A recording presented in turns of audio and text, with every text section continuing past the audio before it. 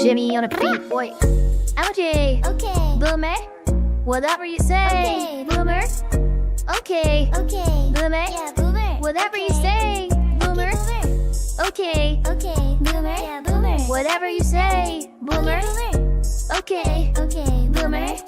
Whatever you say. Okie dokie, Boomer. boomer. BOOMER. Please, your dusty moods on vibe with me. You are old and so therefore I must say 10 for dinosaur. Hey. LJ. Okay. Boomer. Whatever you say. Okay. Boomer. Okay. Okay. Boomer. Whatever you say. Boomer. Okay. Whatever you say. Boomer. Okay, boomer. Okay. Boomer. Okie dokie, boomer. Dorals will steal Legos from Yippies. Don't do that. Drones do what with the yippies? Steal all of the Legos. Don't do that, chat. Also, hello, chat. Music is muted? Seriously? My I see it you like bouncing. the music. I feel like you're messing with me, Tapeworm. Is this Wiggler intervention? No, sorry, chat. I was vibing out to OK Boomer. Lamau. They heard it on my side, but you wouldn't have heard it on Oko's side. Did you do like an OK Boomer thing? I did.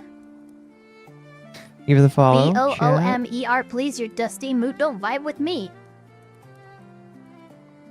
The music is muted. There's no way it's muted. What do you mean?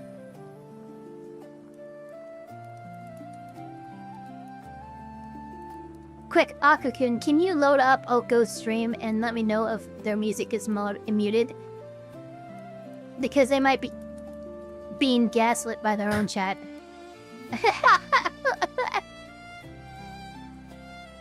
We are naturally suspicious, chat. I'm confused. I'm watching it the bar bounce. Quick, Akukun, can you load... I hear music. I just went on yours, you're fine. I suffered hearing my own voice, but I fucking heard it. Yeah, music is on. I think my chat is messing with me. Yeah, your chat is littering music with you guys suck. Chat, why would you do that to me? You guys Fuck you, totally chat. messed Fuck you. with her. With him, sorry. I don't care either way. Some know. people legitimately say him thinking it's an insult, and I'm like, yeah. Do they really? That's okay. Whatever. It's like how everything, including AI, constantly thinks me you as a girl. Uh-huh. It's there but low. That's what background music should be, so it's fine. Oh, music is back now. Okay, Brayden. First of all, who named a kid Brayden? No, I'm kidding. That's from a bit. That sounds like a Mormon name. Is it? Kind of sounds like it, yeah. It is working now. Okay, everyone's saying that the music is working. Okay, good.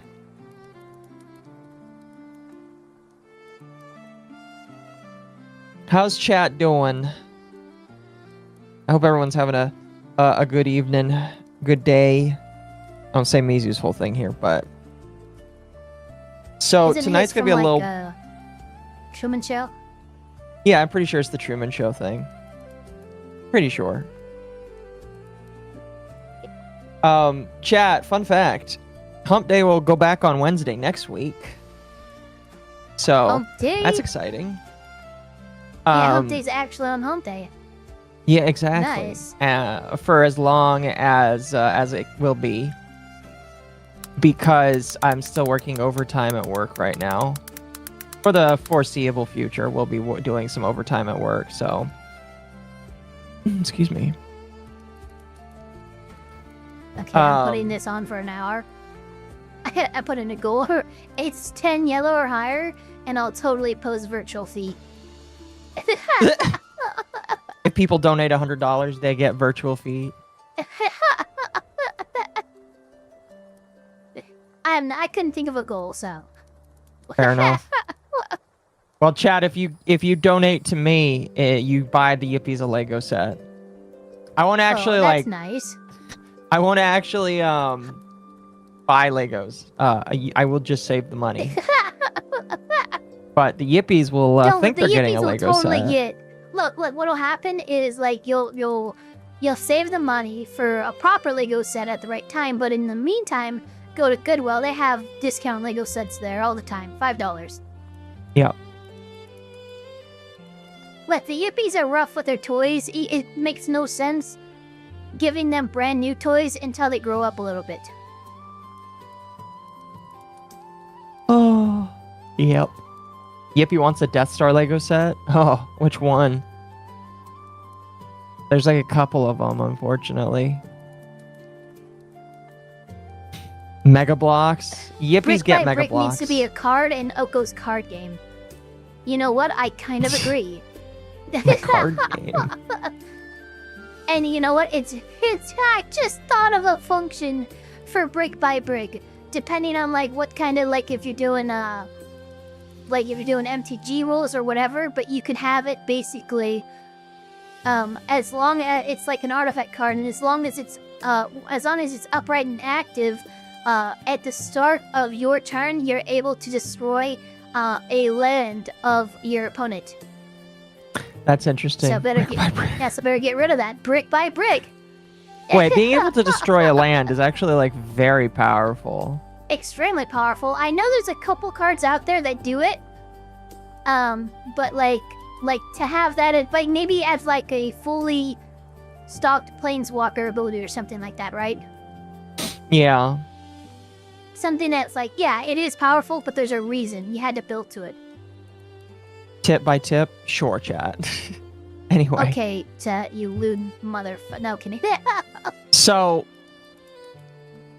welcome back to week 3. And it does seem like until there's a more court case, this is kind of just slowed down. But welcome back to the Bricks and Minifig saga. And I say that it's going to slow down because we've kind of like expired everything, or most of it. There's a lot more other content that I could definitely look at, you know? But like, as of right now... Any more past this, we would just be milking. This is kind of putting a bow on it in the best way that we can. You know, reacting to some of the best investigators on YouTube. Yeah. I think that's a fair way to cap this off until, you know, we get more rulings and stuff from the courts, which, remember everyone, criminal proceedings, Scott. This could be, you know, he might not actually go to trial until next year. We don't know. We'll see. We'll see. We'll have to see. I'm not going to spoil it too much yet, but there is, really, when it comes down to it, there's only a few big updates that we're going to go through today. We're going to watch a couple videos, and I wanted to talk about some things. And there's some interesting updates, is what I'll say, with the whole Bricks and Minifig saga. So I think we'll just jump right into it. Sounds Just good give me to a moment here.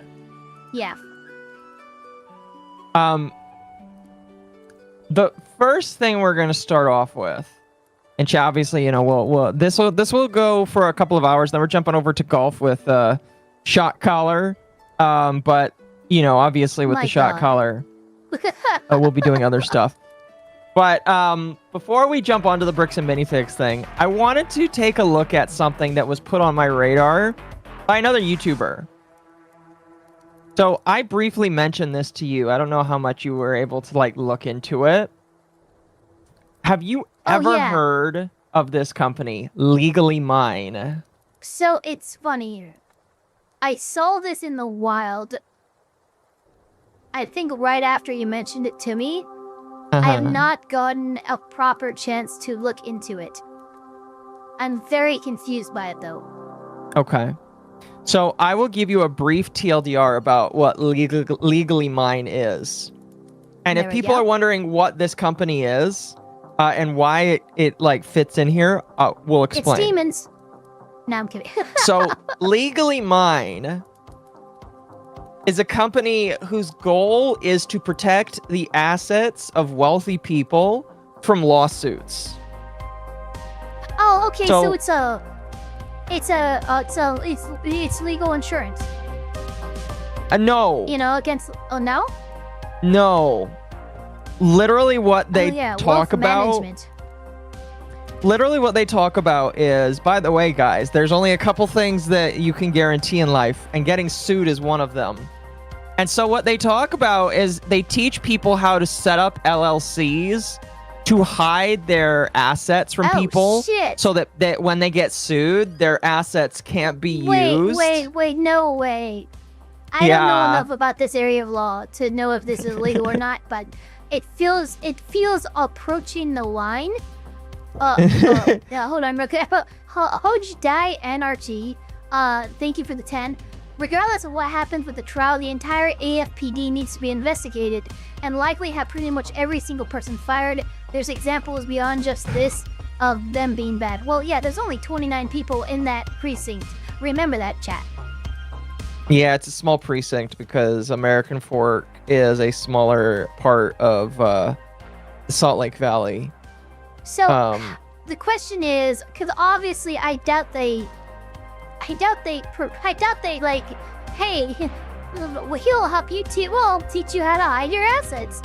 I don't think that's how it's going. I think wealth and asset management, which is like, okay, yeah, set things up in LLCs and set up entities between you and your person so that it's not as easy to, take you for everything you own. Yeah. The example that they gave, because like these people did seminars in front of doctors and dentists and other people. One of the examples they gave is the funny examples is there was a woman that got up and said, so let's say that you're in a Walmart parking lot and you get hit by a Walmart parking lot cart and you want to sue Walmart. But Walmart's going to tell you that cart isn't owned by Walmart and the parking lot isn't owned by Walmart. It's owned by another LLC and you got to sue them instead of Walmart. And they're basically talking about how you can skirt around your assets being taken away from you by creating different LLCs and all that kind of stuff. Now, God, that is so scummy. If you are wondering why I am bringing this up, it's because Legally Mine is owned by Ahmed McNeff's dad.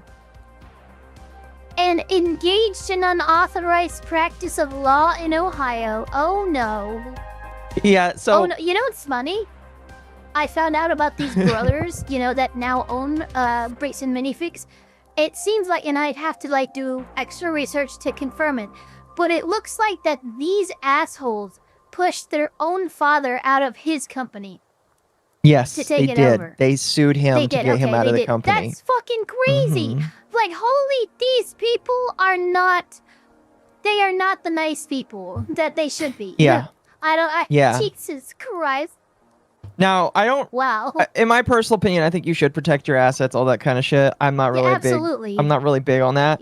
The problem that I have with this company is they were operating as if they could do legal work when they didn't actually have the authority to do legal work in the states that they were operating in. Yeah, you cannot do that. They were fined in the state of Ohio for telling people different legal advice when they did not have the ability to do so. I see what's happening. Asset protection firm. So they were probably acting as a consultation firm. Which, now here's the thing about consultation firms. The bar for licensing and stuff like that is lower than an actual law firm that's helping you out with injury and stuff like that. Asset protection, a consultation firm, they do still need to have, proper licensing, but it's not everyone there is a partner or an associate and they've passed the bar and everything. No, you don't quite need that, Ben Shapiro is one of a few lawyers in his consultation firm, but his employees is actually quite numerous, in his company. Or at least it was before he fired a bunch of them. Yeah. So, basically here, as it says, that they were ordered to pay a fine because they were unauthorized to do practices of law in the state of Ohio for what they were doing. They paid a only $5,000 fine. And a $1,200 in court fees cost. Yeah. And what ended up happening is they were required to provide the Ohio State Bar a list of all of their clients from Ohio with their contact information. And they were required to notify all of those individuals about the complaint. Oh my gosh. Yeah. So, not doing very good. And I'm doing some more looking into this, and maybe there's like way more like legal shit that you might be interested in with all of this in your own time. But like, just to give you guys an idea, the McNeff brothers, who now own Bricks and Minifigs, this is where they came from. Yeah, like, when that's you wanna, very interesting. Like when you want to think, when they're like, hey, we're going to make it hard for you to get your stuff back. It's not worth it to sue us. And then when they're trying to sue the right entity, I'm gonna actually have to small talk to claims, Andrew about this. Yeah, you should definitely forward it to Andrew. Well, this is his wheelhouse. Yeah, he's got like 10 years experience, working as a corporate lawyer. He knows this shit. Definitely hand it be joining here. the legal team. Yeah, no, I'm going to be like, hey, did you know? Because he's already covered this. I don't know if he's made this link yet, but this link is fucking crazy.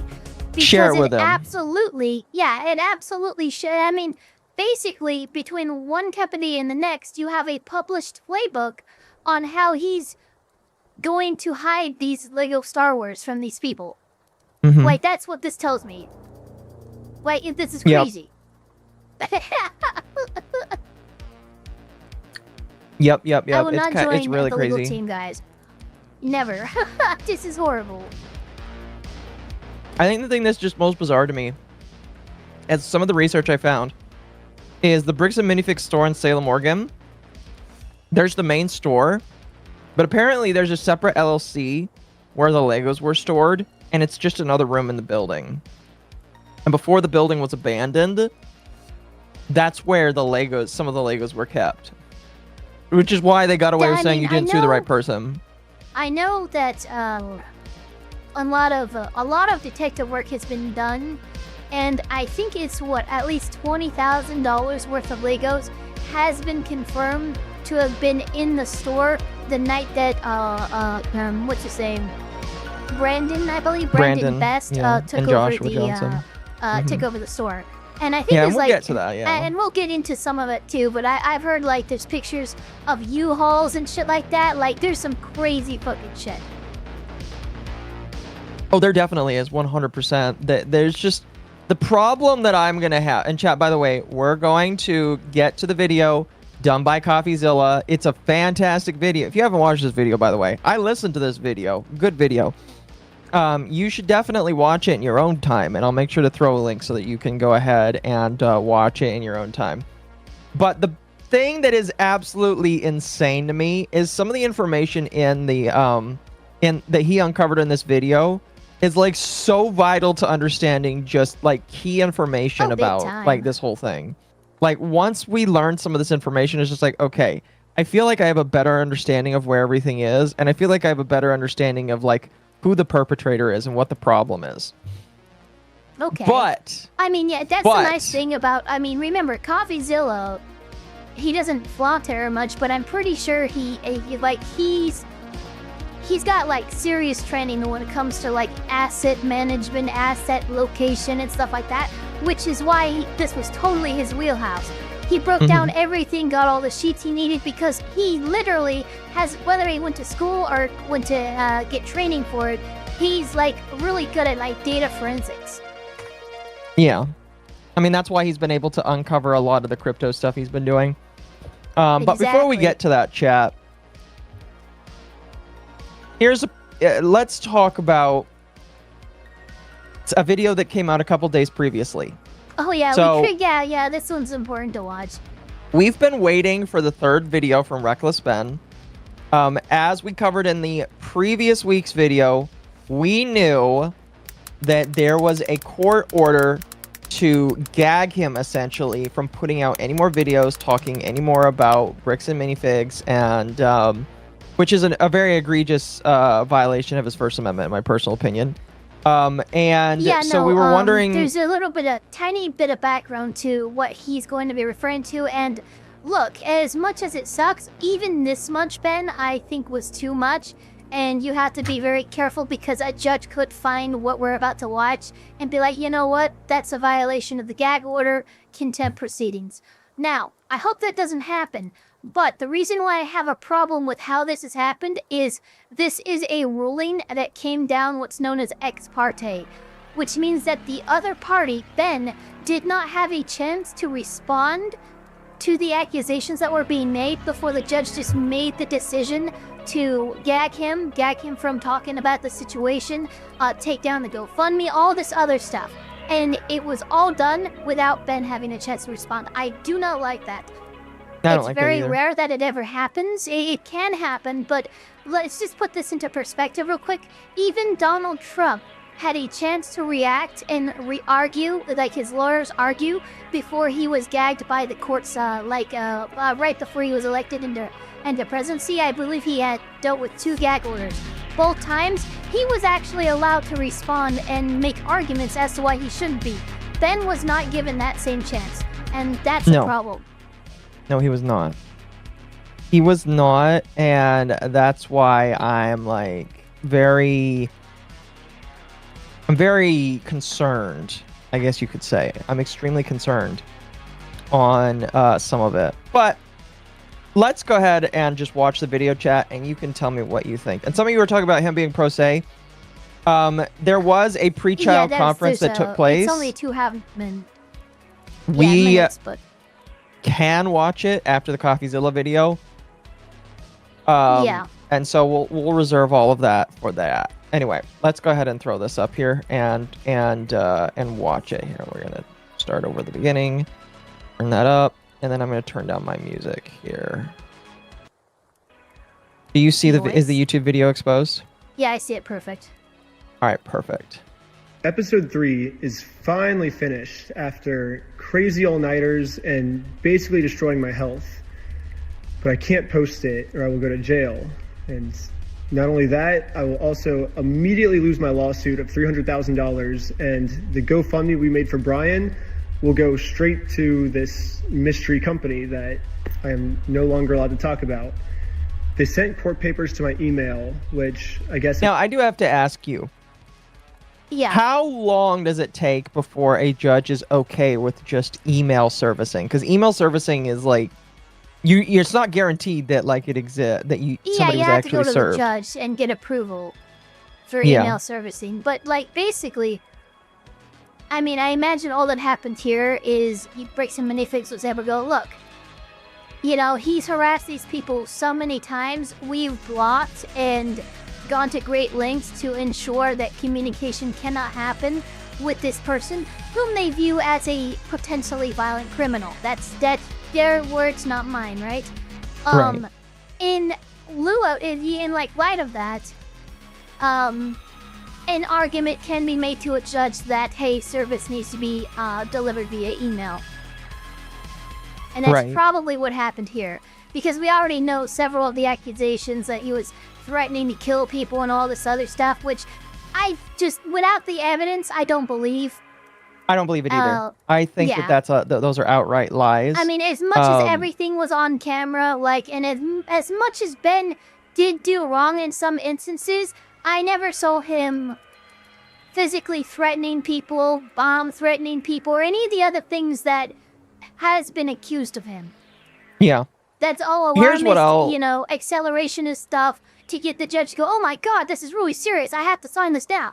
Yeah, it's really gross. Here's what I'll say about it.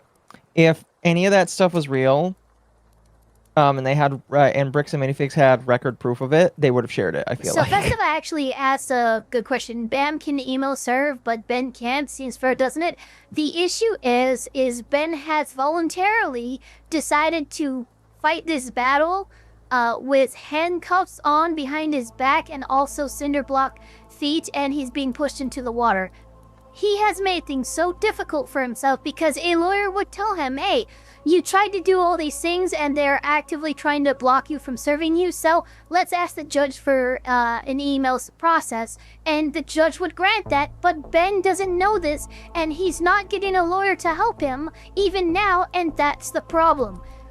All of Allegedly. Ben's issues, at least up until this point, are because he thinks he can do this himself. He cannot.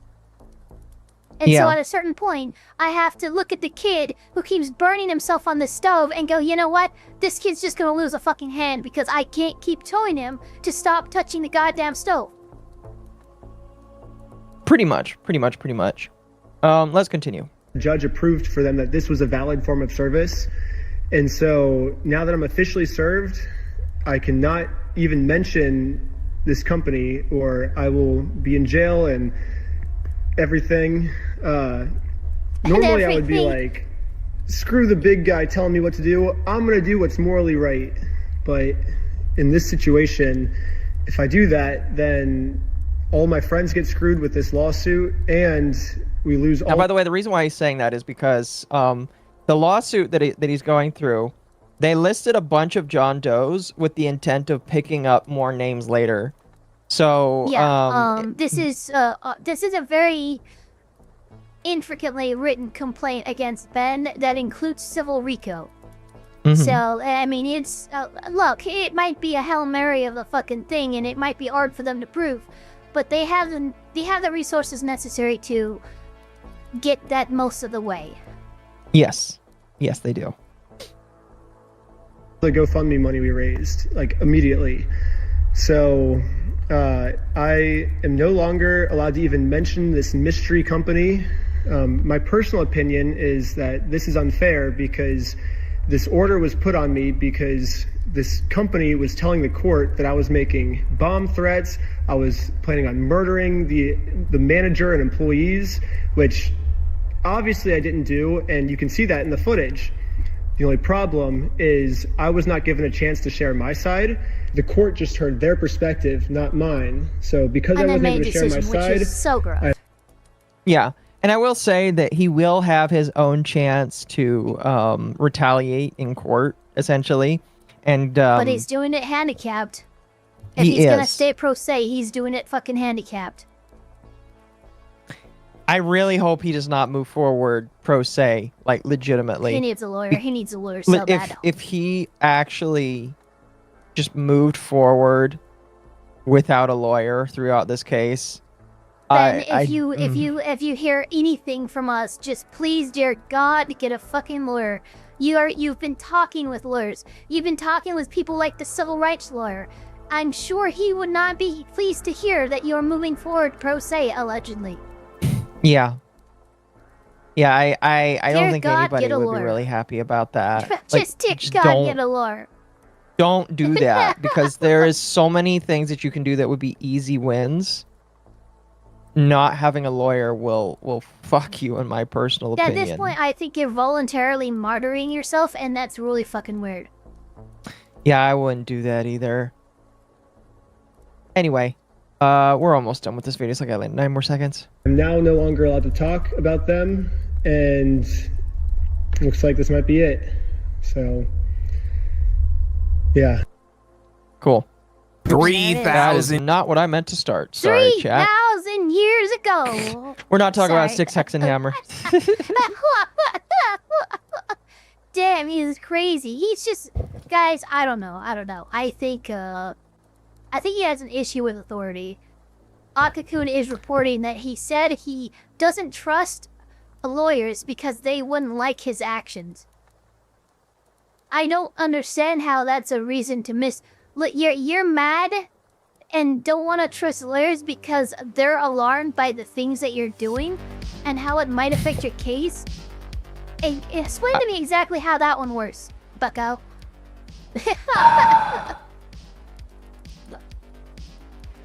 I hope that he gets the lawyer. If he doesn't get a Like, lawyer, how he's to- fucked. He is Seriously, so fucked man. if he doesn't get a Seriously, lawyer. get a fucking lawyer, please, dear God. Get a fucking lawyer. Oh my gosh. That's bad. That's the biggest thing right now I have to say to you. Even if I think he's innocent, he needs to get a fucking lawyer. Holy shit. Yeah, especially if I think he's innocent, which, you know, innocent until proven guilty. That is what I believe, and right now I think he's very much in need of, like, he needs to get out of his own way. That's what needs to happen right now. Like, Ben, I get it. You think you're this fucking, you're this crusader, you're, you know, David against Goliath, but you know what? Even David needed the sling, and think of your lawyer as your sling. It's the weapon in which you defend yourself. Mm-hmm. Pretty much. Pretty much. I really am hoping and praying that he does not go pro se the entire time. Oh my god, she's Thank you for the 5. nerves. Fun fact. He is self-representing himself in court. Lus is keeping up to date with it. To be honest with you, I wouldn't use Lus as a reliable narrator with all of that, but I know that there's a lot of other people that are keeping up with it. I appreciate that, though. Lus is, at least when it's coming across other content creators that he wants to overcome or knock down. You know, he's a decent lawyer. You know, he's a patent attorney. That's pretty impressive. You have to pass a separate bar exam to become a patent attorney. So, okay, cool. You know, as far as his credentials go, very fucking reliable. But what's not reliable is his biases. And so I would just watch Lus knowing that he does have biases and they are going to show in his arguments. Pretty much. It's very obvious he's upset that he wasn't invited to the LawTuber table. Yeah. Yeah. Like, it's very obvious. But anyway, so with that out of the way, I would have prepared more for a longer stream chat, but in a couple hours we do have golf. Or I have golf. I'm gonna go golfing with all the other older people. Excuse me. Cags. So we're gonna watch this CoffeeZilla video. Have you watched the CoffeeZilla video? I can't remember. I have not. Okay. So here's the thing, chat.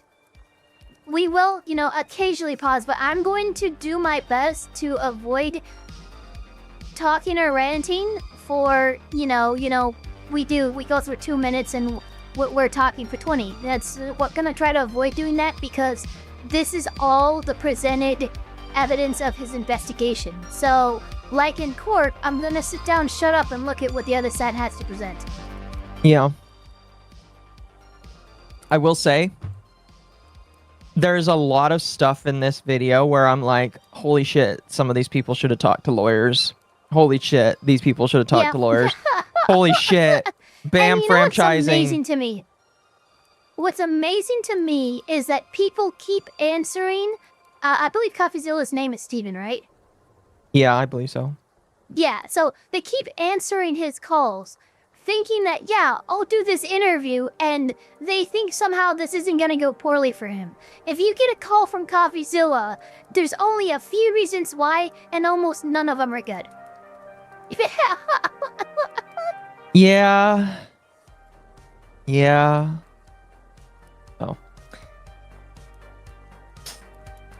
Oh, excuse me. Anyway, let's go ahead and get started here. Yeah, Oh let's do my it. goodness. So here's my question for you. Who do you think has the missing Legos?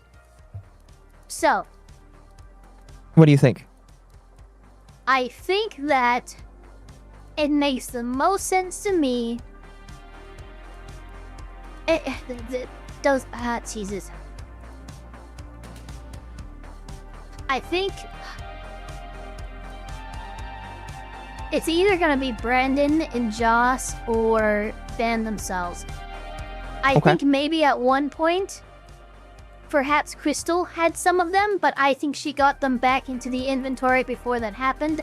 From what I understand, they were having an issue with break-ins, and she actually moved part of the inventory while they had safes installed. So I think I do remember hearing something about that, and if I were to think, just because of what we saw from what I've seen from that ring camera footage, it seems to me a good portion of what was left to sell off of the Lego Star Wars collection was present and in the store when Brandon Best was handed the keys and kicked Crystal out. So, Okay. I can only surmise that it's either Brendan Best or Bam who picked them up sometime later. That is Okay. my guess. Okay. All right. Cool. Well, let's find out. A $200,000 Lego collection went missing, causing a lot of you to ask me to find it. Oh. And after seeing the cops point guns at YouTubers, people get arrested and sued for $1.3 million, I decided enough God was damn, that's enough. a lot. That is a lot of money. Holy That's shit. Jesus. Rico cases, am I right? Yeah, I mean, there's no other way to explain it. The Rico cases. Civil Rico, Yeah. it's crazy how high this bar is, though. Like, these lawyers that Bam has hired, they have their work cut out for them, regardless. I still don't think that Rico is going to be the end-all be-all. I think it's going to be knocked down quite a lot. We'll have My to see what personal happens. opinion. I'm Yeah. more interested in the criminal complaints against Ben right now. Against Bam? I didn't know that they No, had any against criminal Ben. complaints. Oh, against Ben Fair. I Yeah. feel like, unfortunately, for some of those, it'll take a while. But I think some of it's Yeah. going to get dismissed because of how they treated him and all of the stuff I that's on hope camera. to God. I know they had American Fork had a council meeting, and the citizenry pretty much lit up the government in that council meeting for like 2 hours straight. They did. Unfortunately, people are saying that there is no promise of an investigation that came out of that. Yeah, of course. But I don't not. necessarily think that like the city council is going to announce, yes, we'll do an investigation right then and there. I don't think that. I mean, they probably could, but it's probably not prudent for them to do so, I guess. The fact that they didn't just shows that they're probably not going to when it comes to a town that small. You know, everyone. Yeah. I've lived in a couple small towns, and I have peeked my head into the local politics, you know, and the council and everything, and it's almost always the same. Yeah. This looks like a case for the internet detective, this time in the $10 million Lego studio. So I talked to every suspect involved. What I found shocked me. I do like that he's using I love Legos as this well, intro. by the way. Yeah, no, me too. And you know what's funny? In my opinion, his Lego graphics are better than Ben's. I agree.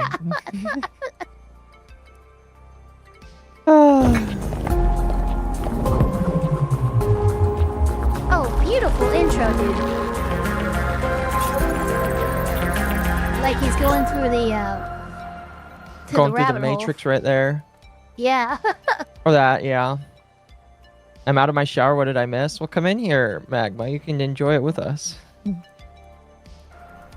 Okay, before we can find these missing Legos, let's give some background. A massive Star Wars collection was put on consignment at a Lego store called Bricks and Minifigs in Salem, Oregon. Consignment just means the owner, Brian Mansell, gave it to a store to sell, and he was supposed to get a cut when it sold. The entire time, he maintained ownership of the collection, and a social media post estimated it to be worth about $200,000.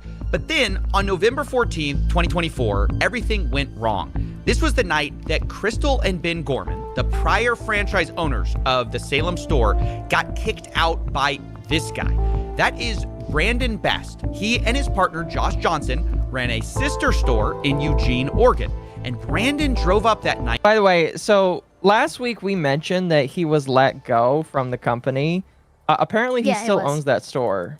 Nope, it was re-LLC'd. Oh, was it?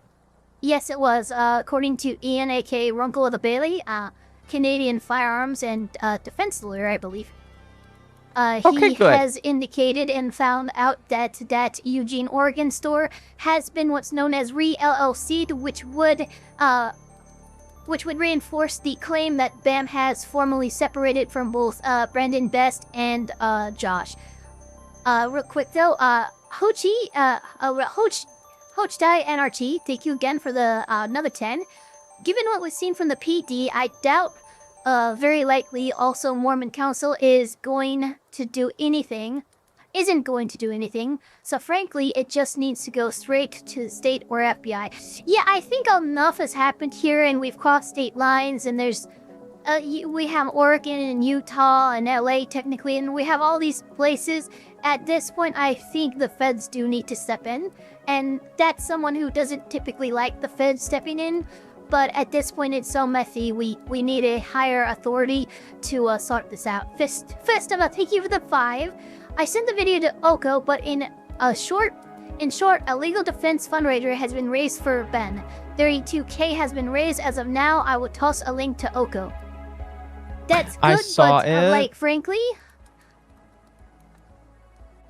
listen, my issue is, unless he gets a lawyer, that money's not gonna serve him in the way that it's being intended. Anyone donating to that, oh, it's his legal defense fund. He's defending himself. There's not a whole lot there, unless hey, this money has been raised with the intention that, hey, Ben, you get a lawyer, you get access to this money to pay your lawyer. Make it contingent on something. Otherwise, you're just throwing money at someone who's not going to use it for what you're donating it for.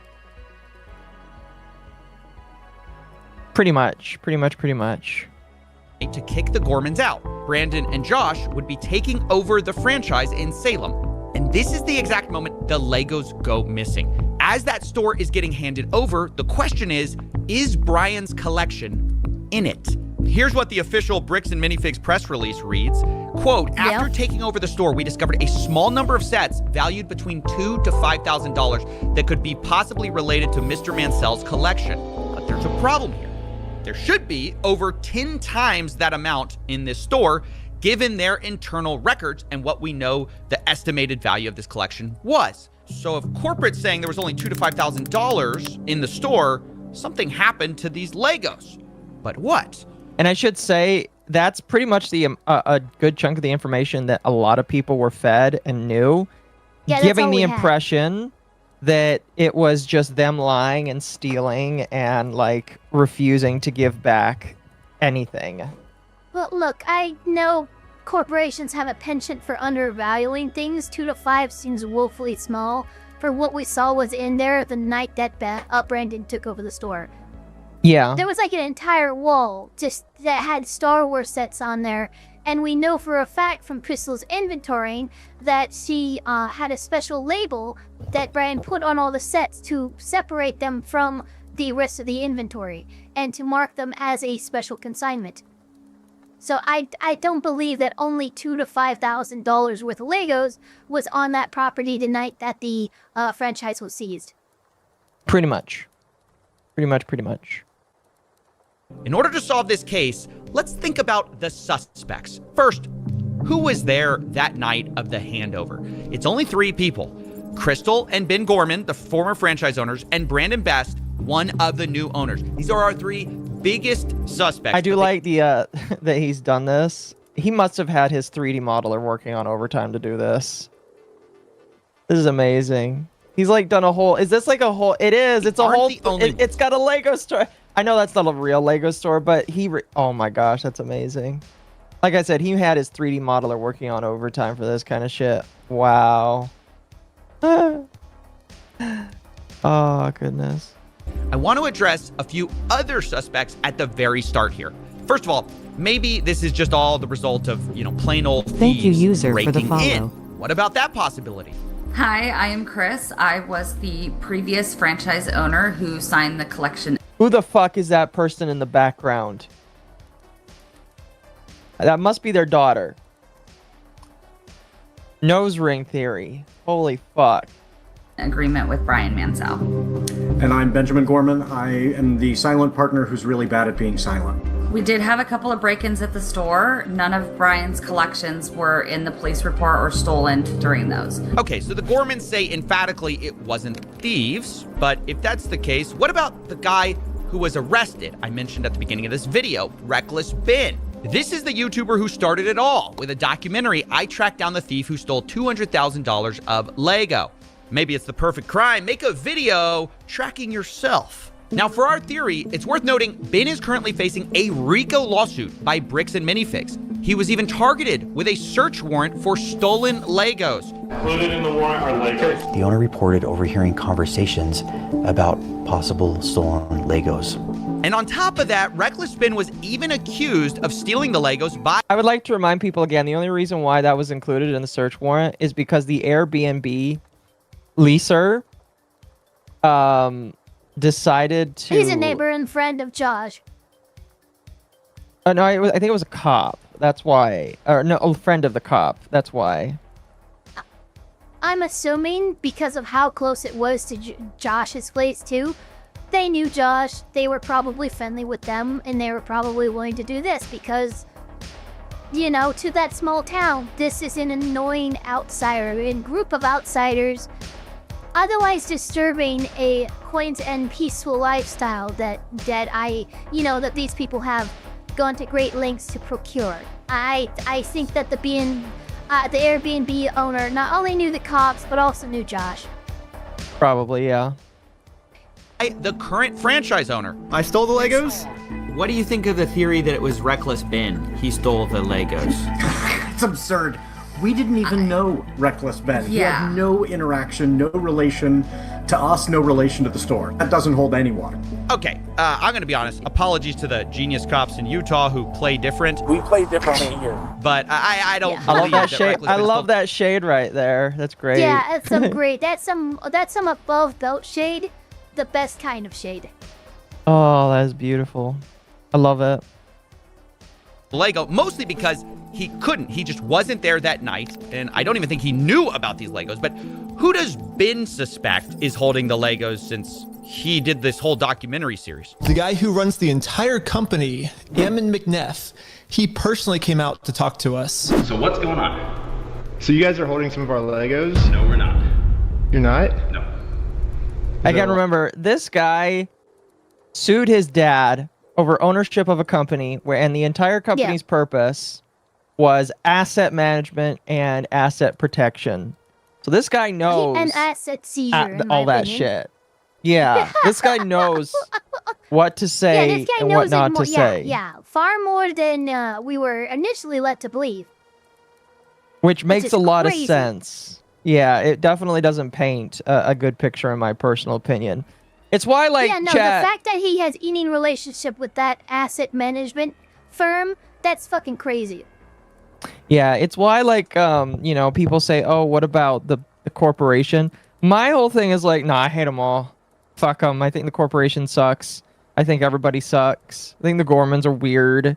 I think that Ben needs to, like, calm down because he's going to get himself thrown in prison for the rest of his life or maybe get the death penalty. But yeah, I especially don't feel good about this guy because of that. Just weird. He looks like Noah Samson. That's mean. Charlie reacted to the That's bricks and a lie. minifig situation. You did. Yeah, well, Take she away. also installed a keylogger on someone's computer, so I don't don't really care care. what Shy Lily says about it. I'm going to be honest with you. yeah, sorry, really just like could not care less. I don't care. He looks like DSP's He looks brother. like DSP's Well, that's very brother. mean. I love That's we very, both very locked mean. in on that comment at the same time. That is very brutal, Chad. I can't believe you. He's Weasel Maxine. So we have our attorneys have visited, but like You know what's again, crazy? So who's left?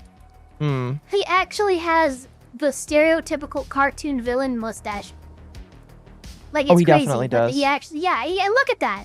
Well, dude, what are you doing? What are you actually doing? Yep. No, 100%. Based elf, soulless. Soulless is correct, which is, again, really crazy considering that he's Mormon.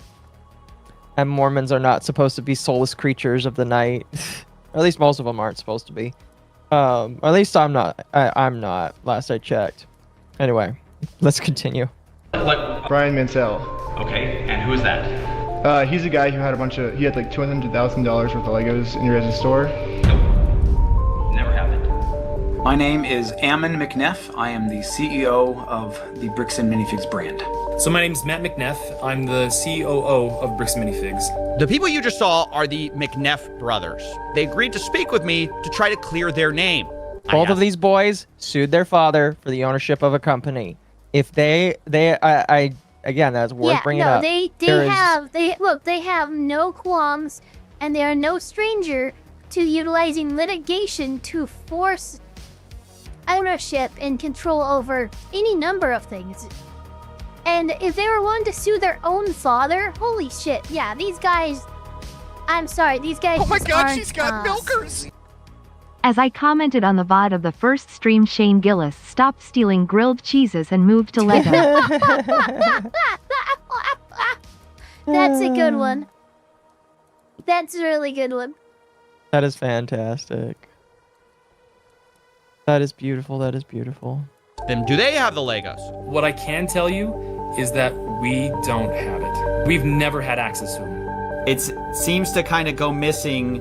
Parts of it seem to go missing on November 14th. Well, and I guess no, not at all. I'm going to say, you know, like that is not accurate at all. Because so you think that the collection was in the store at the time or elsewhere? Elsewhere. When you look at Mansell's own words that he reiterated to a podcast last year, he explicitly stated to another podcaster, the sets were moved off-site for security. The collection will not be stored on site after hours for security reasons, and after Sunday, the sets will be available for purchase but stored elsewhere. Now, one thing that's been a big subject of... By the way, that was never mentioned in the original video by Reckless Ben, either because Reckless Ben did not know, or it was not told to him, or he chose not to say it. Either way, this is the first time I'm hearing about this.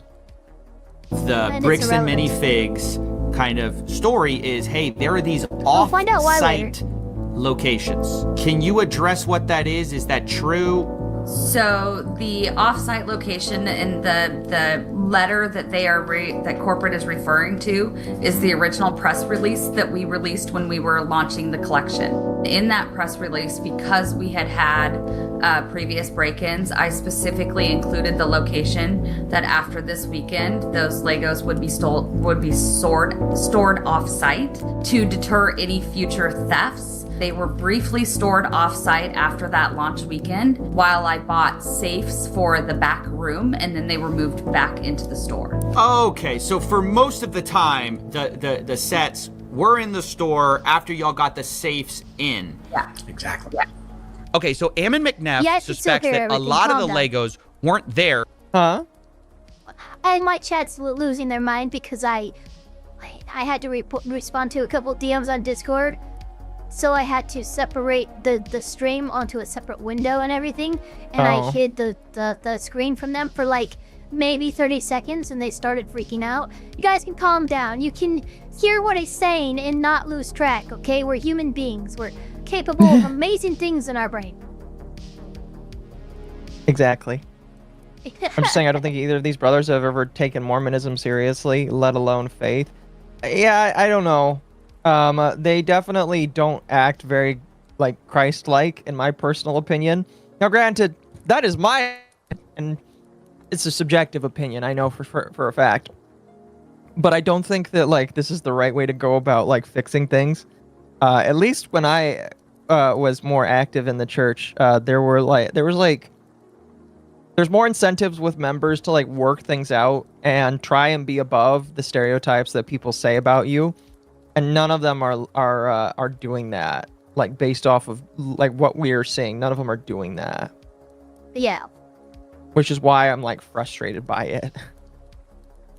That night. And then on the other hand, we just heard from Crystal and Ben Gorman explaining the off-site story, saying that later they no longer use those off-site locations.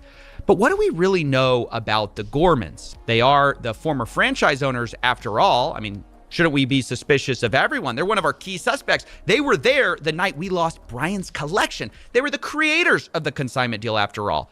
And one group in particular is pointing their finger at them very hard. It's the McNeffs, who say they were behind on payments. We started getting calls from the landlord letting us know that Crystal was behind on the lease payments at the location. We had also gotten a couple of notices from some of our vendor partners that bills had not been paid by the store. We're aware and so we of the felt pretty shakiness strong. of this allegation, right?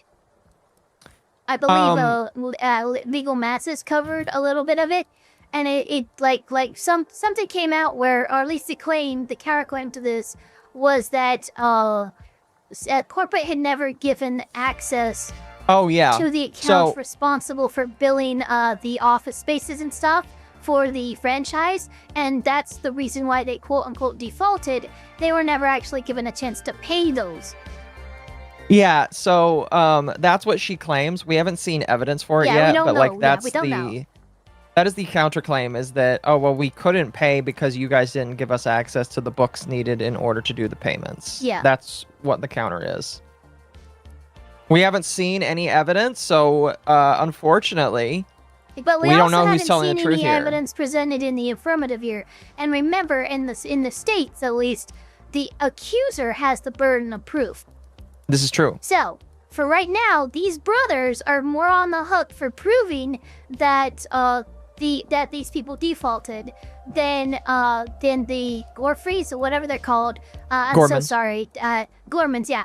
Then the Gormans have to actually prove that, hey, we didn't have access to it. So until they present the proof to meet that burden, the Gormans are not required themselves to produce proof in the defense of their accusations. Mm-hmm. No, I'd agree with that. That there was going to be a risk of her just, like attempting to file bankruptcy, doing some of these other types of things which we've had franchisees do in the past, and that's problematic. So that's why we sent him up there to take some video footage. So we needed to just be prepared if we needed to do a hostile takeover, which can happen in franchising, where a franchise owner just kind of tries to steal inventory and do some different things that way. Okay, so Bricks and Minifig's story is that they were worried about the Gormans skipping town, so they sent Brandon Best as a secret shopper on October 24th, 2024. This is weeks before the takeover. Brandon takes a video of the store condition in preparation for this handover, but at this point, Brandon does not announce himself to... I see a lot of Star Wars too. This is something, by the way, that this is the first time we're hearing about this, a claim that he actually went into the store to do this. Yeah, he went in as a secret shopper. This is interesting. I did not know he did this. Here's my question. Did he do this before or after the Gormans allegedly said we would like to sell the store and move away from the country? Now that's a good my question. Probably right after. You think so? I can only imagine. Yes, Ben would be reactionary to hearing that they would do that, but they would not just, send in the horses, right? No, they would be like, no, let's see what's going on. They send in a shopper, they get some video, and then the same thing happened when me and my chat watched the Sriracha video that Fat Files, Fat Electrician, put on. For some reason they're all like, hey, we're going to we want to fly a drone around and get some video. The guy's like, weird, but okay.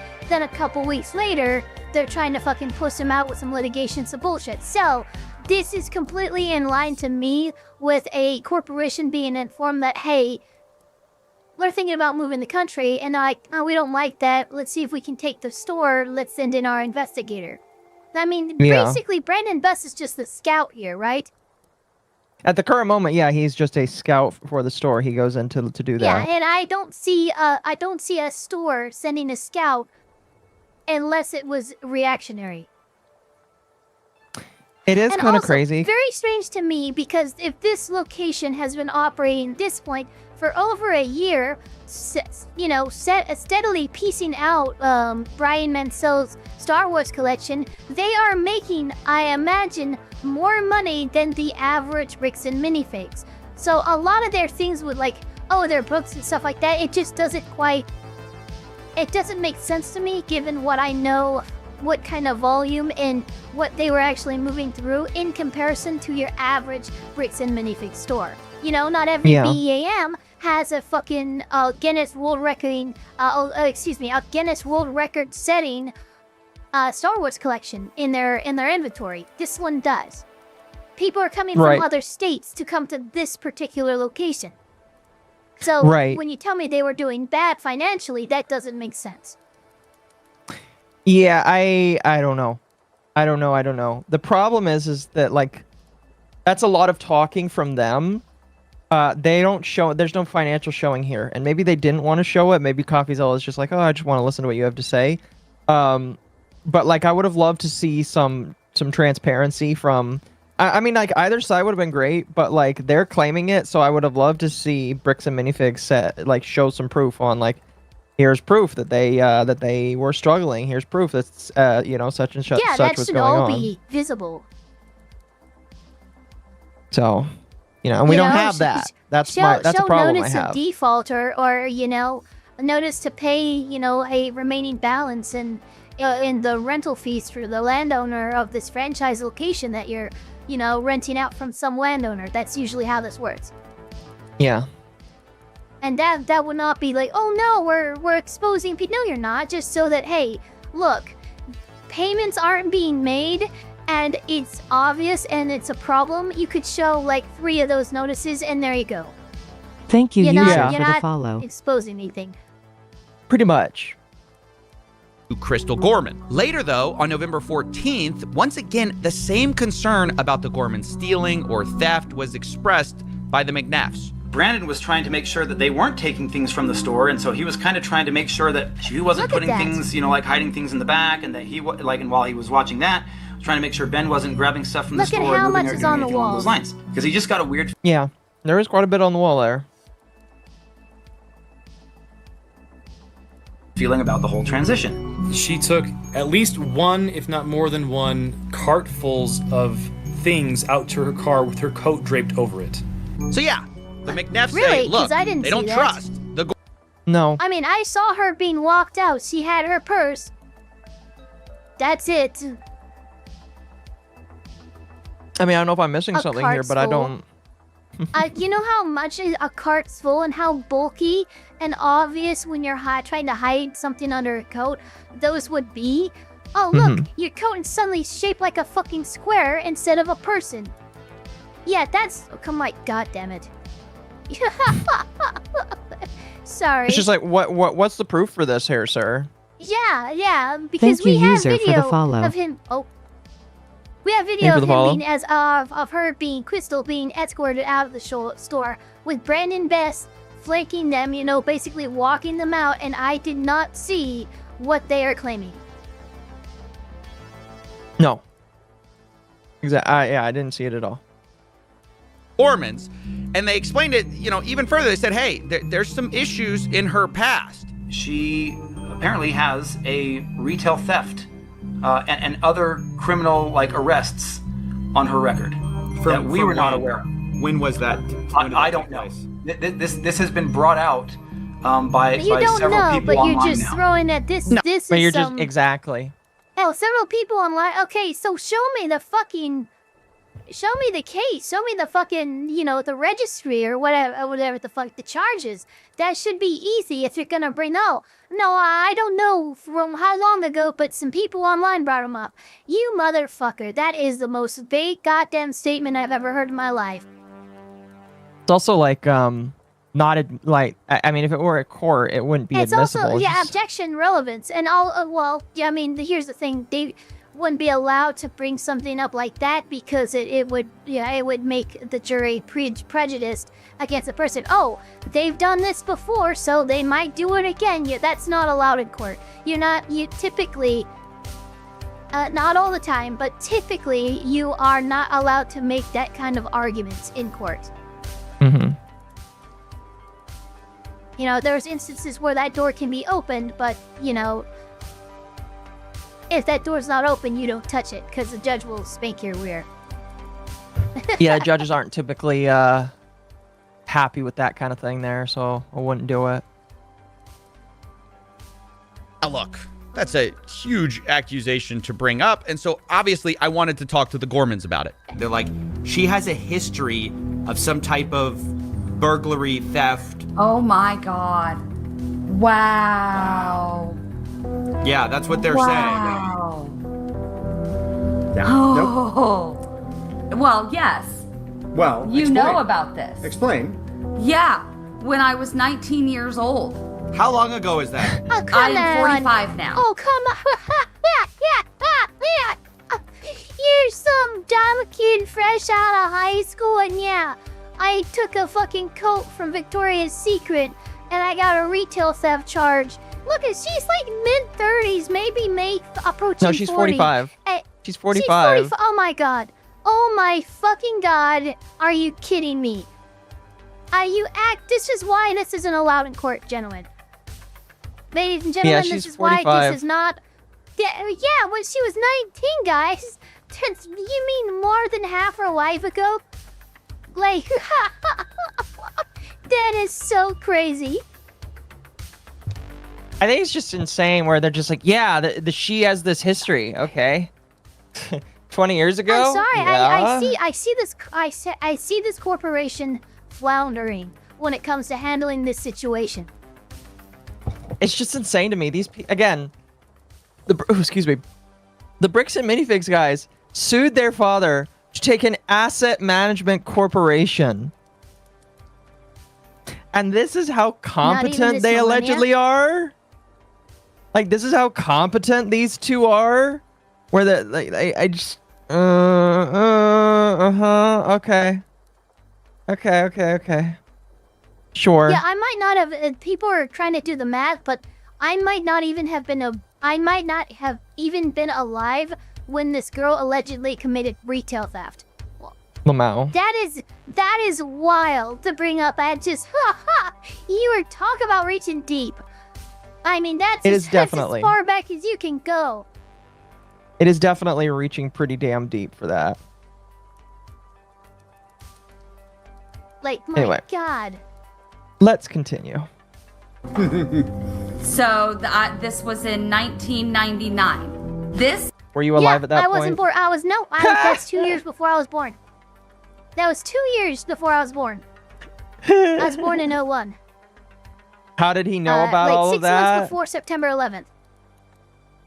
Chat, they'll explain how he might have known about that. Literally something that happened 25 years ago has no reflection and no bearing on what happened in the last 2 years, my management of the store, what happened the night corporate seized the store. It is another deflection. And it infuriates me. You're gonna try to publicly embarrass and shame me for somebody that was manipulated by local police departments when she was pregnant and 19 years old. Fuck you. That's my response to that. I would say you're going a little too far, ma'am. You don't need to go into all of that. Just say it was 20 years ago and it doesn't describe me now. But I agree. 25. What the fuck is wrong with this company? 26, really. Seriously, they're making a canyon. Also, I boop Aqua and Vampire. Thank you. I appreciate that. Thank you for very the much so appreciate that. I am so sorry. You're gonna have to blur and cut a lot of this, but that pisses me off. I own what I have done. I own the mistakes that I have made. You cannot intimidate and bully me into backing down when I know that legally and morally I am in the right and I have the evidence to back it up. Wow, this is getting kind of nasty and personal at this point, and I just wanted to give people kind of their side. But at every turn, I hope you understand, I'm getting contradictory stories, down to if the McNeffs knew about her history in the first place. Like, they're bringing up something that I told them about. Wait, you told them? Yeah, that would be typical. That is a typical thing, yeah. Yeah, That's it's very typical. You usually, I mean, if you are trying to make a career out of something, right? The best thing that you can do to make sure it doesn't come back later in time to bite you in the ass and possibly cost you your career, you are upfront with, the franchise owner that's about to hand you the keys. If you're going into a career in NASA or something, make sure they know everything and no stone is left unturned, because if they find it on their own and you didn't tell them, that's going to be a problem. They will use it against you. They 100% will use it against you. Told them. They asked me. They said they had no idea. They said if we knew, we would have never hired her. Because we would not have hired her had we known this. I told them I had a record from when I was 18. There was a family issue and didn't go into all of the details, but they were like, that's so long ago, we're gonna hire you based on who you are now. Okay, I'm just gonna leave it there. I know you guys can make up somebody your own who mind. My actually point is, went through, once they had a credit card fraud, conviction against them, and it was very difficult for them to get into employment. And so the first time I told them, where they actually followed my advice, I'm like, look, you keep trying to hide the fact that you have this charge. in this interview, just tell them, hey, this happened, it was 7-8 years ago, it's not you anymore, and see what happens. Sure enough, they were up front, they got it, because okay, that was so long ago, I see your performance history in these places, it all looks good, we're gonna give you a chance. This is completely lining up with what I would expect somebody to do. Yeah. Especially if they're, purchasing a franchise or going into something that's going to be a moneymaker for the rest of their lives. That's what this is. It's not a job at Burger King. This is a career. No, yeah, 100%, 100%. So it's just like them using it against her. It's very It's crazy. Also, if you had no idea, how do you now know? And you can't just say, read it online. Well, fucking show me where. So, print out the post. I don't give a shit how you show me. Just show me that you fucking found it and it was a fraud. Because I don't believe you otherwise. No, I agree. It's just like, how, like, you cannot claim now that you knew. Like, they're acting as if it took this massive revelation from the internet in order to figure out things about these people, and it's just like, I don't believe By the way, that. I do recognize the playbook, and I don't know if all religions do not do this, but there are some subsects in religions that will use, hey, I'm gonna go back to some of the earliest methodologies in cults or even in Catholicism. Oh, you go to confession, you give your darkest sins, your darkest secrets, and then the church has something over you to use later should you turn against the church. And I'm sorry, but the fact that they're pulling this playbook move, please tell me the Mormons don't do that, because it'd be a really shitty thing to do. Actually, there are very few times where you go and talk about your sins. Okay, cool. Cool. Yeah, 'Cause typically it's only with the bishop. I've always been weirded out by that. Yeah, it's typically only with the bishop, and the only time you do that is when, like, typically it has to devolve into a serious crime, where they care about that kind of stuff. Like, if you break the law, they probably need to know about it, because it affects your ability to go to the temple, essentially. Because it's like your, it's kind of just about that. It's more like your safety and then the safety of other individuals. But yeah, for the most makes part, a lot more sense.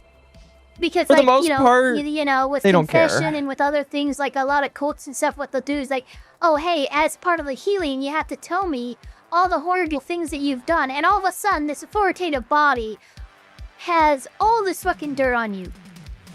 And I was just, I'm glad to hear it's not like that in that church. That's good. No, yeah, like because there's a lot of places it's bad. Like, if you have a pornography addiction, that they kind of want you to tell them about it, but by the same token, again, it's one of those, it's between you and God, and because it's between you and God, it's kind of like an honor system as well. It's just like, we're expecting you to come to us if there is actually a problem, and typically if there is actually an issue, you'll recognize it, and you'll want to get clean, and so you'll go and talk about it.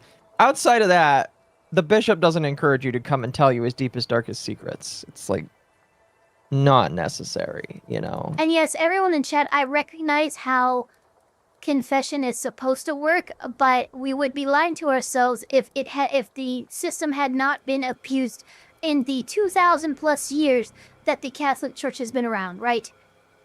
We have several famous instances of confession being abused. All religions do that kind of abuse. I'm going to be honest with you. I completely agree. I'm sure that there are probably some parts of the Mormon faith where there are bishops that have abused their power. In fact, I know for a fact that's what the case, because I'm not going to be specific, but I know that like there was situations like that. And guess what, you just got a raid from Amal. Oh, did I? Amal, thank you for the raid. If you would like to join in on the Lego Autism, you are more than welcome to. Welcome, Raiders. Welcome. We're talking about Legotism. We very much appreciate you jumping in here. But no, it's just like every religion is like that. And the reason why every religion is like that is because, we believe that some higher power inspired the person that was in charge of the church to start it. But we also recognize that the people that are in charge of the church is not God. It's man, and we believe that man is talking to God. That's like how most religions work. And so like you operate on the ability that like that there are imperfect people in charge, but you believe that God told them to like keep track of things. Basically, that's the grand thing people need to remember, is that God puts imperfect people in charge of things that are His, and it's up to everybody to discern whether or not they should participate in that. You know. Yeah. That's what I've always really liked about my faith, honestly, is just like, you know, knowing that, yeah, there are imperfect people, but I don't care. Because if I believe what I believe, then it doesn't matter that there are imperfect people. The imperfect people aren't the religion. The religion is the religion, and the imperfect people are just like a thing that comes along with it. Yeah. Ava flashed us, and now I'm gay? What the fuck? Did you do your thing again? There's no way I did. Okay. I haven't I'll even trust touched you. that. I would Fair have enough. noticed if it had happened. Fair enough. Anyway, They're probably let's- talking when I switch between opera windows. What'll happen sometimes is it'll flash. Okay, it'll flash my name, but that's the only flash they would have gotten. Oh, okay, fair enough. Anyway, let's continue. Side says up, the other says down, and it gets to the point both sides start hinting that they have photographic proof from the night of November 14th that proves the other side is lying. And so I'm like, look, at this point, let's stop talking. Show me the Lego. No, show me the Where receipt. I was told we are 100% have possession of photos that prove that the Gormans are lying. And then you guys are telling me we 100% have possession of photos that prove this side's lying. Who's gonna drop the photos first? I mean, I feel like someone just has to, somebody's right here. And after a lot of convincing, both sides agreed to show me the photos, corporate and the Gormans. In fact, I scheduled the calls to do this an hour apart from each other. But let's remember their positions for a second. The Gormans say whatever was left unsold of Brian's collection that was in that store spreadsheet was in Salem store the night of November 14th. Then you have corporate side. They say whatever was left that night was maybe $2,000 to $5,000 of Legos. The rest was either stolen by thieves, the Gormans, or held off site. It was not in that store. And on both sides, there's a lot to lose here, right? You've got the Gormans, who basically have been insinuated to have been stealing. And for Josh and Brandon too, the new franchise owners, there's a lot on the line. I reached out to Josh and he told me, I think her pictures would only show a few sets and minifigs. I replied, so if I can prove that the Lego sets were in the store, that will prove Brandon was lying. Josh replies, if it shows something different, then yes, I will eat my words. Man, where have we heard that before from these people? Yeah, no, for They real. do that all the time. They do that all the fucking Professor- time, man. Yeah. Professor Keen, thank you for the 10. Speaking of religion, Pope Leo just announced that human trafficking will get you eternal damnation, based Pope. I mean, yeah. I mean, Don't human traffic. yeah, I agree. Yeah, that's okay, cool. Actually, there's another quick little, like, a note for, like, fishers and stuff like that. Apparently, and this is a W I'm giving to Trump. I know, rare for me to do, but it is a W, objectively. He has freed up fishing space up in northern Alaska to allow Alaskan commercial fishermen to fish a little bit more unimpeded by regulation, which for up there is pretty big news. Yeah, that is pretty big news. Yeah. He just needs to he needs to change the DMCA now. Yes, absolutely. Dear God, I don't know. I mean, Congress would have to do that, but yeah. All we need to do is tell him that the DMCA was brought around during the Clinton administration. We know he hates the Clintons. So just say, hey, do you want to get an optical W for everybody? Just get rid of the DMCA and then you can stick it to the Clintons. That's all he has to do. That's all he has to do. Hey, you and I hate both Metallica, know it. right? It's because of this band that they have, and it happened during the Clinton administration. You could give the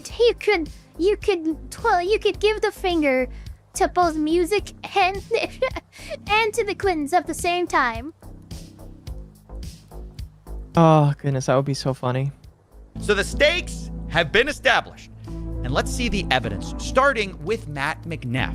First, he showed me the video, October 24th, 2024, for a baseline of how the store looked. So this is the Salem Kaiser location, is that correct? Salem Kaiser location, yes. So is it fair to say I'm seeing quite a few Legos here? I mean, I'm seeing a store of Legos. You'd agree? There's a good amount of Lego on hand.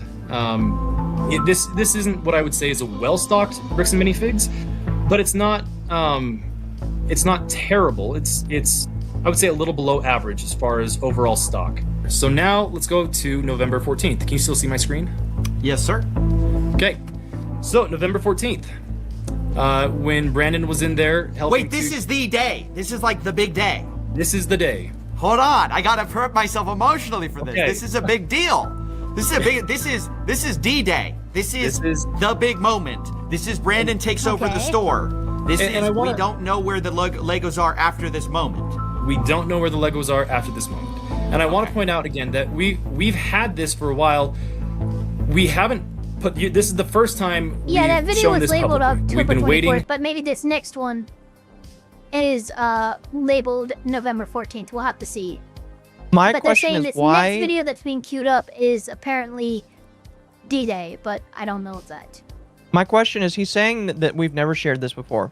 Why have they not shared this? Why? Yeah, that's a good question. For our attorneys to give us the approval to say, hey, this is okay now to share there in you this go. capacity. So this we'll go through these. So there you go. That's the I'm not saying that's the reason, but that's the reason they're giving us, right? Okay, well, we had to wait and get clearance from our attorneys. It's a very safe answer, It's a very safe answer. I would agree. Pictures. So let's see what this video is. This is what Josh saw, or not Josh, sorry, Brandon saw. He took pictures of everything in the store, all the inventory in the store. This is what the shelves looked like compared to what you just saw a moment ago. I want to see the metadata for these. I would I do like too. the metadata for all of these. Also, we are aware that there's a separate room that Crystal actually set up for the cream of the crop in regards to this collection's inventory. So the fact that they're not super present on the main floor is irrelevant to me because I already know through Crystal's own admission and her social media posts and stuff like that, she has another room in this building that's dedicated to showing off this collection. Yeah. Also, yes, it's one wall. I'm seeing a lot less. Just to state the obvious, go back a little bit. Yeah. I'm seeing like way less. So yeah, the pictures I was being shown on November 14th, those shelves looked emptier than they did on the day of October 24th. But to be fair to the Gormans, they addressed the empty shelves themselves. As we get to the very end of this video in particular, right here, you'll see that empty space right here. So this is the retired and certified set section that we have to keep separate from the new in box current sets being sold. Some of them do look older, yeah. I mean, I'm noticing some boxes that aren't like the official box, which probably tells me that they don't have the official box. These are retired sets and stuff like that, and this is a section for retired sets. Then that would explain why, hey, we just don't have a bunch of retired sets in right now, and that's why the wall is looking a little bare. We also know it's only one wall that he's shown us. I don't like that. Show us the whole fucking store. There's a big store here, and you're showing us very little. I'd like to comment. I had that Back to the Future set, and I wish I still did. I know it's very a cool set. It's very expensive That's definitely a cool set. Now let's get Transformer set up there, but not in the actual it's like they printed the thing and then it's just in a blank box. See, so yeah, some of these aren't in they're not meant in box. They're boxed in their set, but they have like a printout of what they were. Yeah. By Lego, all those empty spaces up there were the sets that we had on display during the day from Brian's collection that every night when the store closed, we pulled off and put back into the safe and then put back out in the morning. So when they say, see, there's empty space on the shelves, because we put them in safes at night. Well, considering the value of his remember, stuff, it makes sense. Well, not only that, but we already have been mentioning. Yeah, there's thievery and stuff like that. She was keeping some of these Legos off location, which we know that they did that for a time when installing safes. So why would they install safes if they did not make use of them? And we do know that Brandon Best came in at the end of the day to kick Crystal out. Yeah. Glow chat. And they're going to do that because they don't want to show. They don't want a potential new franchise owner walking in and taking control of our store with customers in there. So of course it was right before closing. They probably were already in the middle of getting the more valuable inventory into the safes, and that's why it's looking so bare. That makes sense to me. Why isn't there pictures from the front of the store? When you walk in, you should be able to get a good image of how filled the floor is as well past the collection. I don't know. That is another good question. It's Yeah, just these like, are why very isn't there- selective photos we're being shown. Yeah. I hope CoffeeZilla has like got the entirety of the store. Keep them safe. Because we have giant windows. Yeah, it's an explanation that kind of makes sense given the history of burglary. Now, of course, this is something I had to ask the McNeffs about. Is this a case of, did y'all see Star Wars sets in the back? Did y'all not see the Star Wars sets in the back? Did he take, not in the back, but specifically in a safe? Like there were a bunch of Star Wars sets in a safe. Did Brandon see those? Has there been talk of those? Do you know what I'm talking about? Yeah. My understanding is that he took pictures of everything, and all those photos I showed you of the Star Wars were all the photos, or was literally that's all the Star bullshit. Wars inventory in the store. That's bullshit. Yeah, the McNeffs say all of the photos. You think so? It was the photos that we were shown, and it was the photos of a single wall. Shut the fuck up, bitch. You are lying to me.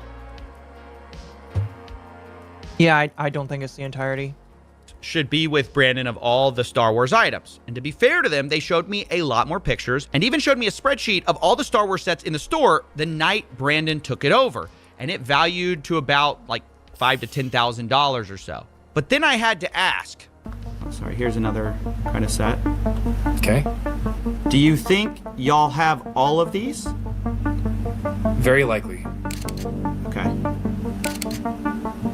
Yeah, Again, see I'd the be yellow surprised if we sticker? didn't. But then I couldn't Those are help Brian myself. stickers to mark the consignment. Yep, those are brand stickers. 100% those are. I started to bring up some of Crystal's photos to see if they matched up. Have you seen this before? Not that I recall. So, do you see that? Yep. So do you see it's Oh, in yeah, like some they're kind of all like a sitting in a safe safe. thing? I don't know if Yeah, they're in some kind of like. You I'll be honest, fucking it looks Hate you. it looks like a plastic safe, cheaply, but yeah, but I mean it's a deterrent, right? You know, you're not gonna get diamond heist jewelers, coming in to freaking steal Legos, hopefully. So I imagine, Well- yeah, it looks like reinforced plastic, but that should be enough. not even that. I just think that like by taking something out of the view of the public, you immediately Yeah, get rid of a you- lot of people's perception of what exists in there. Yeah, because a lot of people will move by if they see something of value, they will take the opportunity. If you remove that visual opportunity trigger, then they're not gonna, do shit. No, yeah, 100%. That's why I hide all of the trading cards I have bought to hold on to for long-term storage. If I don't see them, they don't exist. you can see the sides there. Looks like a bookshelf to me, but sure. Okay, sure. Yeah. So I A think the bookshelf, important thing really. is making sure that all of these are in the inventory for Mansell. Sure. Sure. There is a lot. I'm hearing this guy like sound very disappointed right now. Hey, yeah, the sheriff. He sounds sheriff, extremely Like disappointed. you can hear it. He sounds incensed. Not a word I use very often, but he sounds incensed. Oh. 75041. Yep.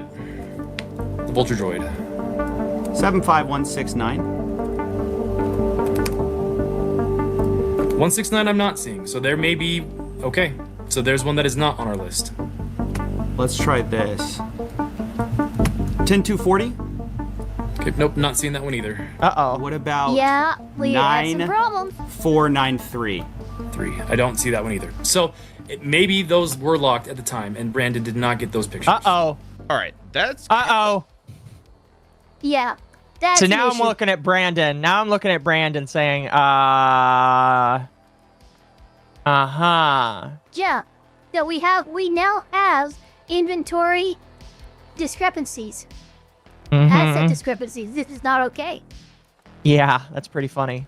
kind of a problem because the Gormans had over 200 photos of this store.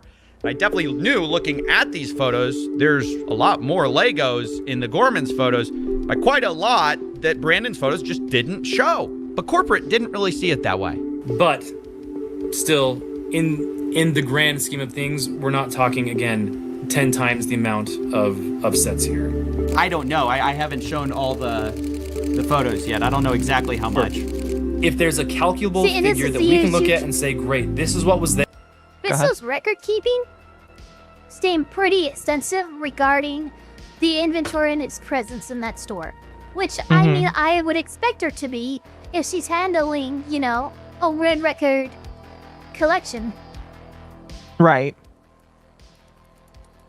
There, I promise you, it's not $100,000 worth of Lego. And so where's the rest of it? You got me. I don't know. Maybe I'm a little too in my head about this U-Haul story. You don't think it could have been some U-Haul thing? There's no way. Oh, yeah. Have we talked about the U-Haul yet? Yeah, we gotta talk about the U-Haul for a second. This is another one of those things that was like really disputed between the two parties. Was this U-Haul that supposedly was driven up to the store the night of the takeover? So when Brandon came to the store that night, he was driving a U-Haul truck. Now, in typical fashion, this was immediately disputed. Brandon showed up to the Salem store in a rental car. When he came to get the keys from Crystal, he was there in a rental. Fun fact: a U-Haul is also a rental car. But yeah, that's in a way of technically not sorts. an incorrect statement. Yeah. Yeah. Car, not in a U-Haul. It wasn't until after. Oh, wait, no. Yeah, you said not a U-Haul. So you have now qualified your statement in a way that, okay, well, what the fuck this U-Haul doing here? Yeah, that's interesting.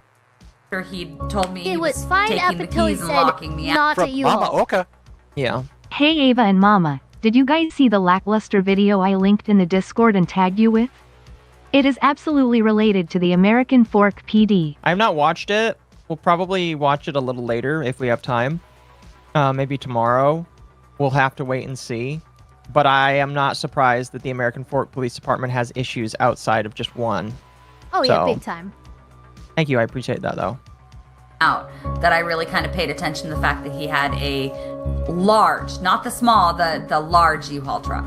So yeah, I just kept hearing about this U-Haul truck. Now, why is it significant, U-Haul or not?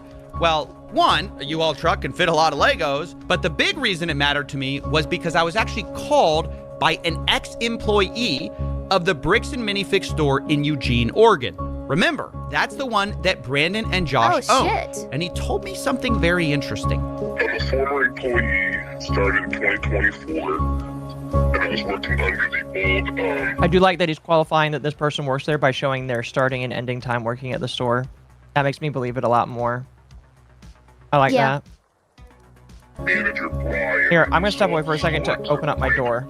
I'm still listening. Okay. What store was this? Bricks and Minifigs where? Okay, now what did you see that made you want to talk to me? I saw Reckless Ben's YouTube video about the Salem store closing down because when I was talking to my co-workers about the situation about Salem, and we were told through other employees that it was just a bad area to work in. It was like haunted. From Mama Oka.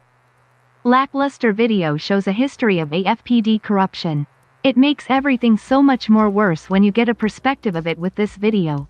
I mean, look, when you see police departments acting so brazenly, it usually hints that this is a pattern of conduct that they have now gotten comfortable with, to a point of like just becomes much more visible and obvious because the longer they go unchecked, the more they're willing to push the envelope.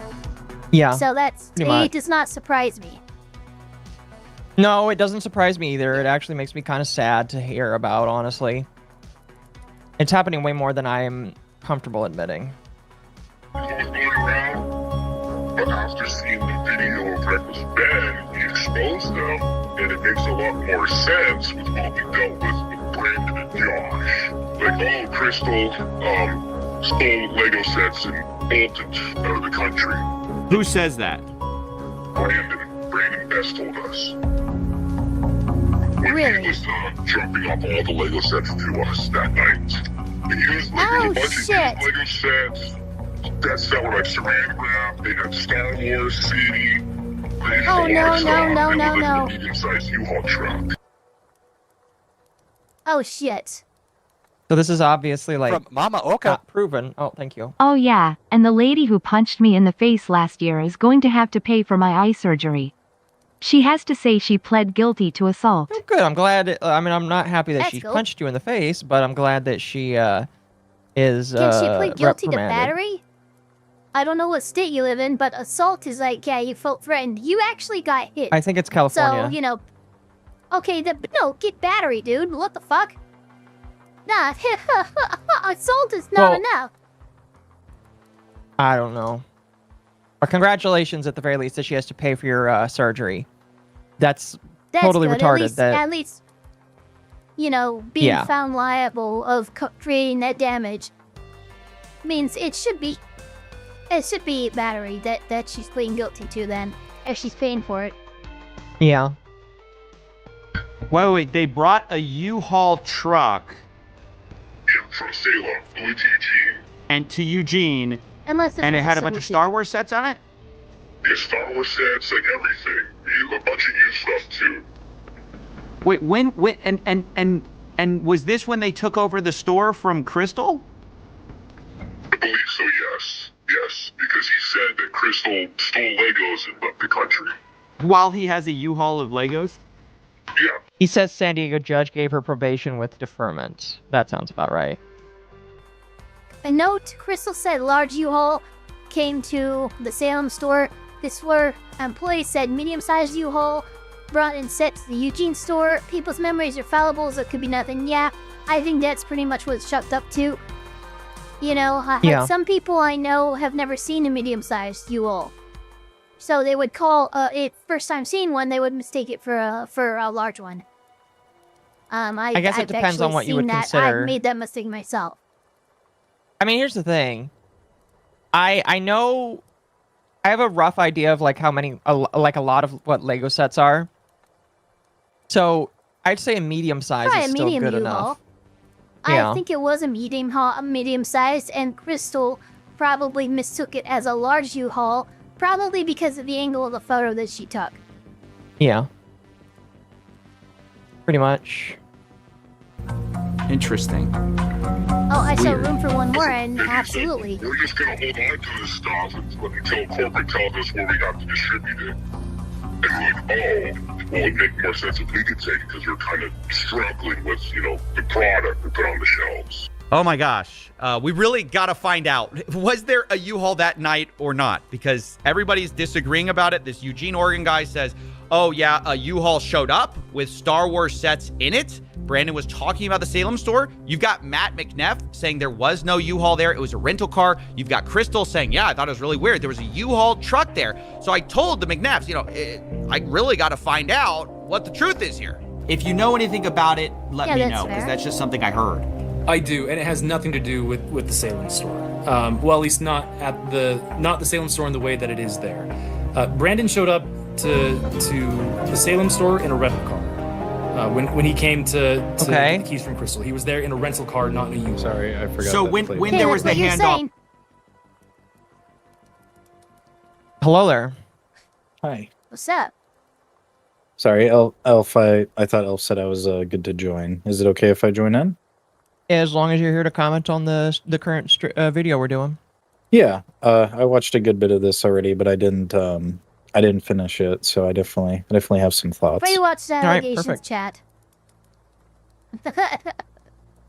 Anyway, let's continue. We're gonna back up about 10 seconds though. There wasn't to the Salem store in a rental car.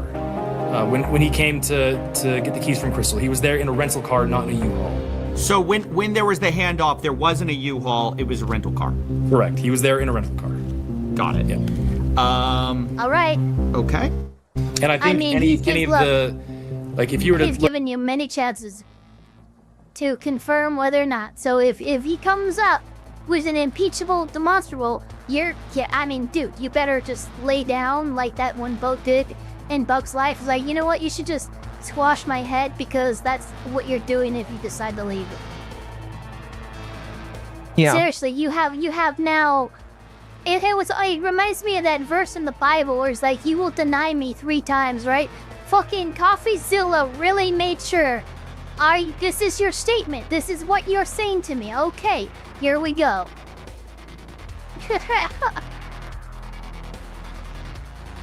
Look at the footage, the ring cameras, all that stuff. You won't see a U-Haul sitting anywhere in the parking lot. So after hearing all of this, I realized, look, I just got to find the evidence. So I start sifting through these photos I have, right? I realize I have a parking lot photo. I check it. No U-Haul, just a red truck out there. I check another photo where you can see the window. But the problem is it's night outside, so you can't see. Yeah. And so I'm looking at everything I can, and there's just nothing, you know? I have this alternate angle. I'm looking at that. And then... Oh, shit. Oh, shit. That looks like a U-Haul to me. There's not a single photo or video in which you will see a U-Haul. Those were your words, motherfucker. I don't even know why he would attempt to lie about not having a U-Haul there. The woman who hit me pled guilty first. I only realize now cataracts I have were from her, called traumatic cataracts. Documenting it. Well, at least she's paying for it. And he said earlier that you can get cataracts from trauma. I'm glad that she is paying for it because, like, I would have pushed to heaven and high water to make her pay for it. Yeah, the thing is clear as freaking day. Well, how the turntables. Exactly. Wait a minute. Zoom in on that photo. Bring up the brightness of this photo a little bit, and... It's a fucking my U-Haul. gosh. There's a U-Haul in the parking lot. I love how he's overhyping this. I mean, like, I know it's a joke, but like... I mean... Bro! I mean, look it at is that. a smoking gun. It's a U-Haul! This would be leaned into so hard. In court, like if you were presenting this and you got this motherfucker on the stand and you freaking ask him multiple times and he qualifies multiple times that there was no U-Haul, and then you enter into evidence this picture showing a U-Haul. Yeah, get this guy out of my courtroom. I'm done with him. Like it is much harder to lie about not having a big ass U-Haul truck inside your parking lot than making excuses for why a U-Haul would be there in the first place. So it is a weird lie for them to say to begin with. I mean, they really, they probably did not think that a picture of the U-Haul existed, and that was their mistake. Always expect the unexpected. It's like the time that we live in, like they should just assume that someone is going to have a picture of it. Yeah. Yeah, this is... Haven't you seen those cameras that are owned by a private company just to spy on you? Those are fucking everywhere either. Oh my god. By the way, chat, I don't believe in destroying personal private property of people, but I am not of the belief that those cameras should be on the streets, and so... Yeah.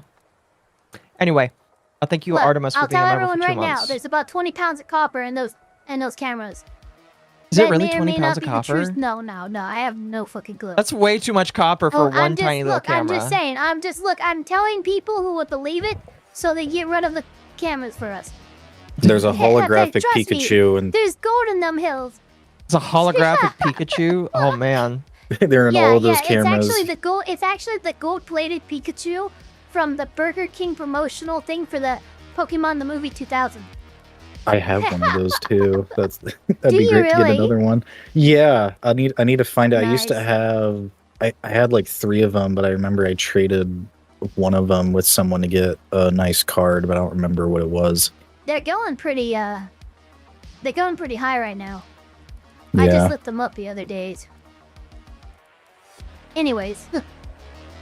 You think crackheads watch you? I do know some though, so I'll pass the message on. Fair enough. Thank you. There you go. Just right outside of the store the night of November 14th, 2024. This is something that Matt said he had seen footage of, and it couldn't be true. And again, I believe I have seen footage from that night that shows clearly out into the parking lot, and there's no U-Haul. After seeing this, I said, I really have to make a call. And that's when the story changed. So last night, I talked with Matt McNeff, I brought up this question of the U-Haul. He told me emphatically there was no U-Haul. Y'all came to me this morning. You said, hey, we looked into it. There actually was a U-Haul there that night. Can you clear up what that's about? So there's actually two different things that are going on here, just to help you understand. Oh my gosh. Actually, Oh there is shit, we revealed and saw that there was a picture that showed a U-Haul, and now... Okay, let's hear what it is. Let's hear what it is. And I don't know if you want this particularly not on the record, but we do know of a disgruntled former employee that worked at another location that back on the 24th of October, there was a youth. Don't forget that the father of the bricks and mortar people was taking the court by his own son.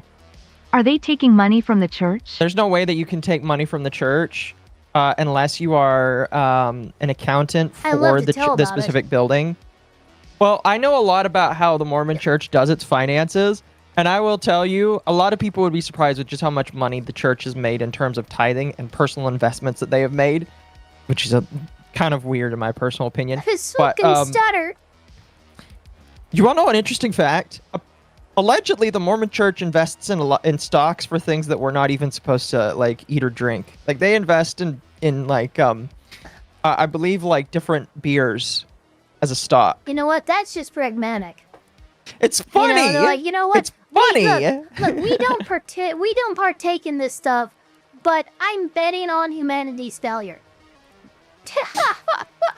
I don't think that's what the reason is, but I just think it's funny. No, I know. It's just funny to be like, hang on a moment. Hey, we don't drink this stuff, but clearly everyone else does, and it's just a good investment. Yeah.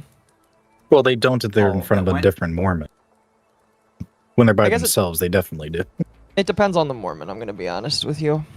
I still drink Fair. Dr. Pepper, even though some in Utah think that's haram. Unironically. To a storage unit in Salem for another previous franchisee, you know, like for a different situation that we had just you know, gone through some things, and he had a previously, you know, like, hey, I have some inventory that I didn't turn over that I was supposed to. It's at this storage location.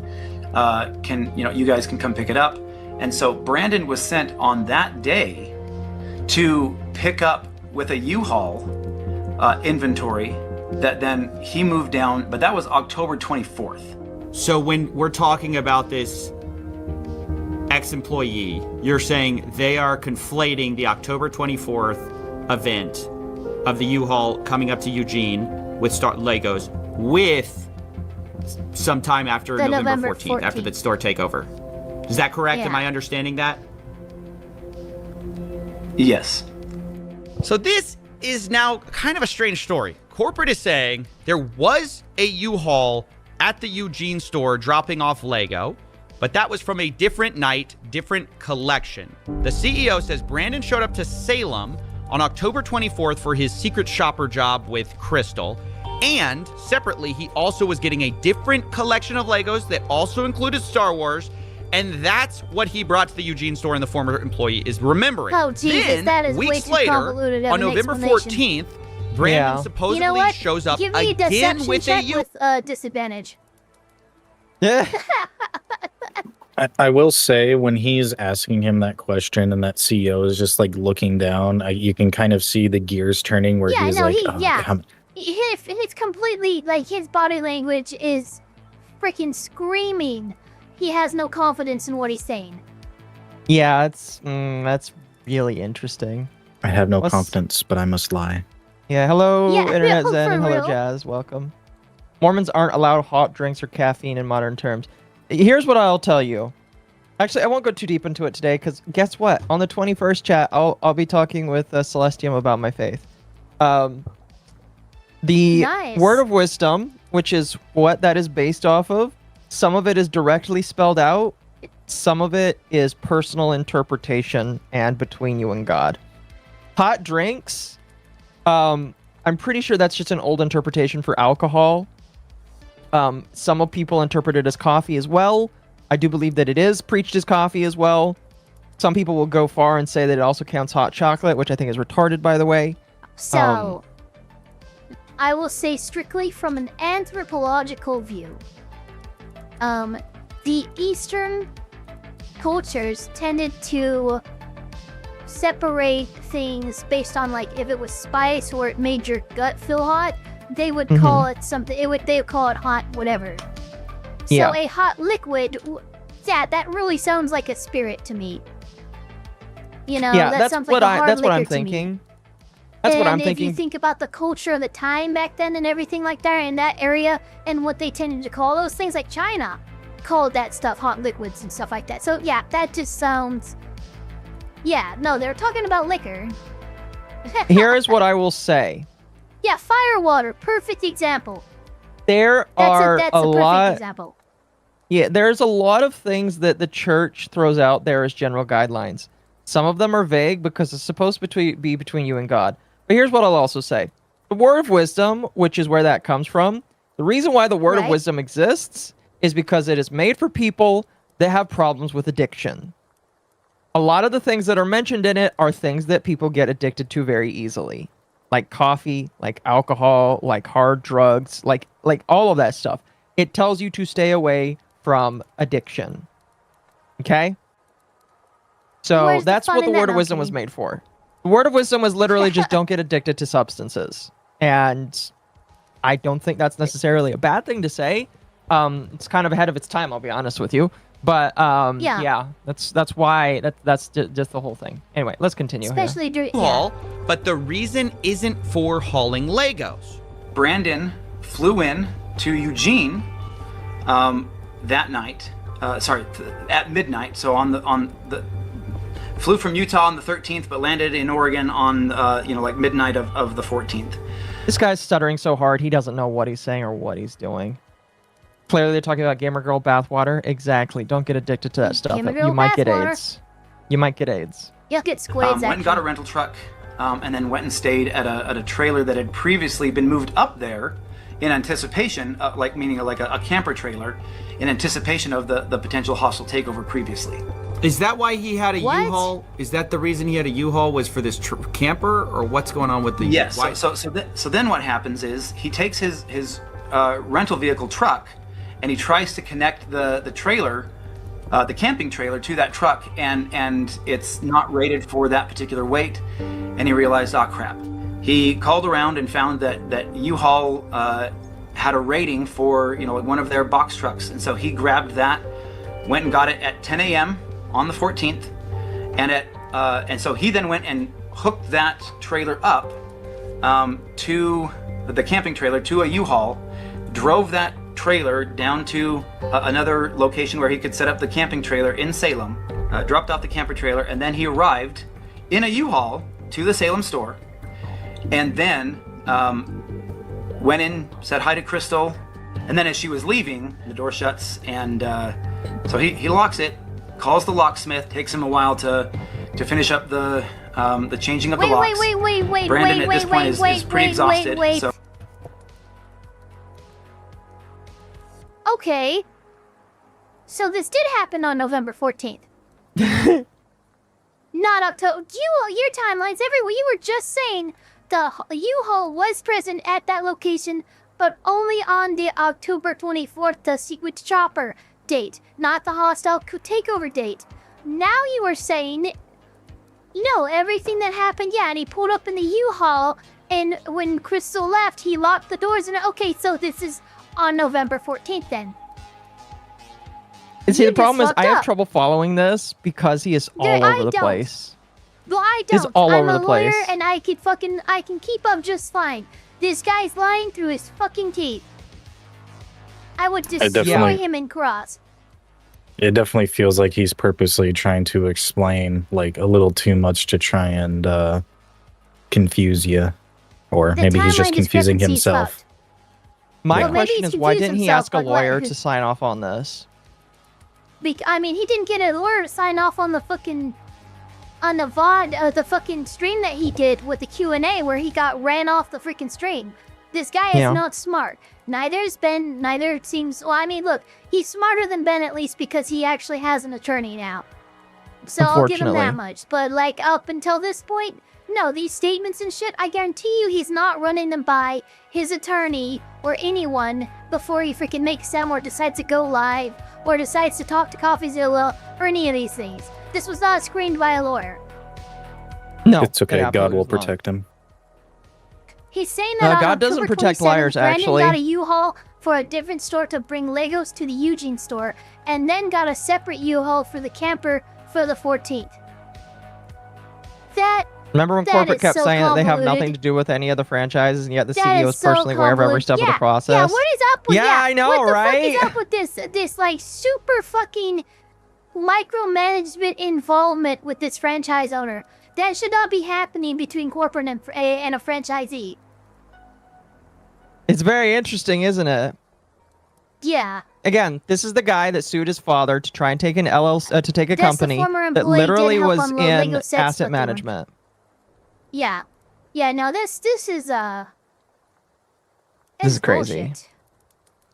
I mean, my Absolutely crazy. my freaking BS meter is off the charts right now. Oh, Lawful Masses put up a video. Fuck, we'll have to watch that another time. That sounds amazing. And he has an hour drive back to Eugene to drop off the rental truck. So he drops it off at midnight or 1 o'clock, something like that. Grabs the rental truck and then heads back up to the camper trailer in Salem, and then probably gets in at around 2 or 3 in the morning.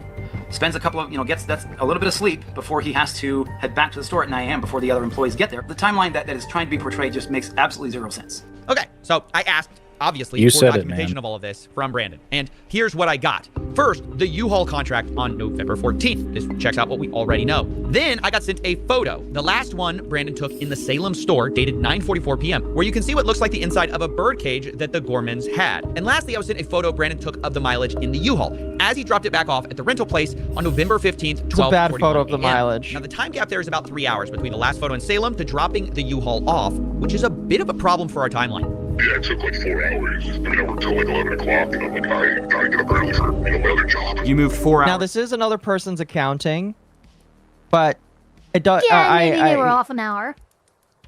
But still, But any discrepancy That's should not- be highlighted. that's not This is very much what lawyers will do when they do depositions and stuff like that. They will construct a timeline, and even a minute of deviation from that timeline is going to be questioned the shit out of. So an hour is definitely worth questioning. Yeah. Of Legos out of this truck. All right, so as weird as this U-Haul thing is, the timeline just doesn't fit, to be honest. If it took 4 hours to unload, you can't also drive to another city, load and unload and drop off the U-Haul in that time. But still, even if this is true, you're right. it's pretty weird, and it's one of the most bizarre stories I've ever heard. Yeah, like, I had a tiny trailer when I moved recently with 3 people. It took me like 30 minutes to unload it. That's a tiny trailer with big, bulky furniture. This now you get a big is just... U-Haul and it's by yourself. This is just... Yeah, exactly. By yourself, and you're loading a bunch of different small Lego sets, so you have more items to pick up, more items to move. This is, Way more this is disorganized. suspicious. Yeah, I had to move furniture from old place into the new place I'm in right now, and that took maybe like an hour, and that was getting it off of like Yeah, that makes a sense. Suburban. Yeah. Yeah. Yeah, So so I his just don't timeline's trust all over the this. place, and it's by a discrepancy of like, we're talking 6 to 8 hours. If you include all the travel time on top of the loading and unloading time that you would also need to include, and you're saying you got it done in 4 hours? No, we have a problem here. We're a discrepancy that's like 3 times the amount of time that you're claiming it took. Tell me about micromanagement. My shop has to keep in stock parts we don't use because other big stores do. That's interesting. I mean, that sounds about right. I'm going to be honest with you. To have a U-Haul thing back to back. One of the times you're picking up Legos, the other time you're not, you're taking a camper. Nevertheless, without more proof, we kind of have to move on to another theory of how to find these missing Lego. This time, let's take the photographs that we have and reconstruct Also, I what was have in the an issue. night on November 14th. So you are willing to share the receipt of the November 14th U-Haul rental, but not the October 24th, which you would also Right. have on file because you're a fucking franchise owner. and you keep records. And if you didn't keep records of it, then you could. Yeah, because it would be harder to claimed use that it for. there are 2 separate U-Haul rentings, one including like this Eugene store, ex-Eugene, and I believe he was an ex-manager, and the reason why I say that is because he said my employee, and he corrected himself, the employees, and I'm like, oh, wait a minute. He would only say that if maybe he was a hiring manager or whatever the fuck, but he would only refer to his fellow employees as my employees if he was, higher than just a floor associate. So, I think he was a position of authority, and I don't think that guy would mistake, what, it was the 24th to the 14th? That's like 3-4 weeks? Mm-hmm. No, that's like 3 weeks. Yeah, that's like 3 weeks. I don't think he would, no, that was a little bit before the 14th. And he would think, oh yeah, no, it's the last month. Yeah, I need more evidence before I believe that there was in fact a separate U-Haul renting. I would agree. I would agree. Remember, that's the moment we lost the Lego. And this time, we're going to combine it with 2 more things. First, from corporate, I got the point of sale records from the Salem store from 2023 to 2024. And secondly, from Crystal Gorman, I got her internal records of Brian's inventory of what was sold or not in order to pay him and keep track of prices. Now, before we piece things together, I need to address something. At the beginning of this story, you saw the social post saying this collection was worth $200,000. That's what everyone knows this story as, the $200,000 Lego collection. But sadly, that post was entirely wrong. In Crystal Gorman's inventory, which has a high and low estimate value of these various Lego items, the reason— Is the Bricks and Minifigs CEO also Mormon? Yes. The CEO, the COO, a good chunk of the individuals that are part of the company. Yep. And some of the cops are also Mormon and probably go to the same congregation, which definitely does not make me happy.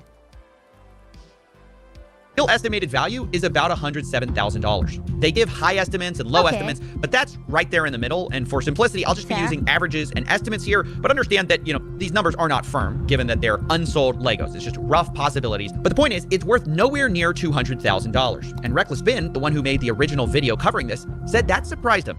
Yeah, this entire time, literally every single person's been telling me there were $200,000. Like, that's how much, you could sell all these sets for. My original assessment of about $200,000 was going up to his father's house and looking in 3 different rooms with all the sets. It was before I'd actually gone through and had set numbers and done an actual evaluation. I looked at it and went based on as things progressed, and as I started to delve more into the actual inventory and evaluating it, that number changed. But we put out the press release well in advance of the event itself, so that press release went out before I had those full numbers. So we went, this is a nice even number that will grab attention and bring people into the store. That is a reasonable explanation. Yeah.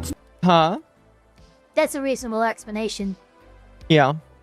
If I know how these promotions are written ahead of time and stuff like that, I've done estimates and stuff, having to walk into somebody's house and stuff, and it's like, oh, you have all these things, right? And I can't say specifically because it would kind of dox me.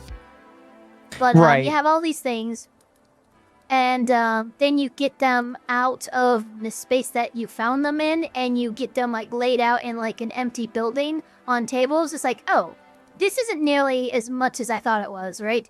It's like, okay, yeah, it's maybe half the value of what I initially estimated, because when it's stacked from floor to ceiling in 3 different rooms, it looks a lot more impressive than spread out on tables and organized. Right. I mean, fair enough. To believe that is accurate at the high end. It was one of those things where when she was looking through and going, well, it says this and it says this, you don't think even at the high end? You haven't actually seen the spreadsheet. No, I don't. You might want to cut that part out because he hasn't actually seen the inventory sheet. The spreadsheet. Glad you didn't. Yeah, no, sorry. The man was starting to be a little retarded there.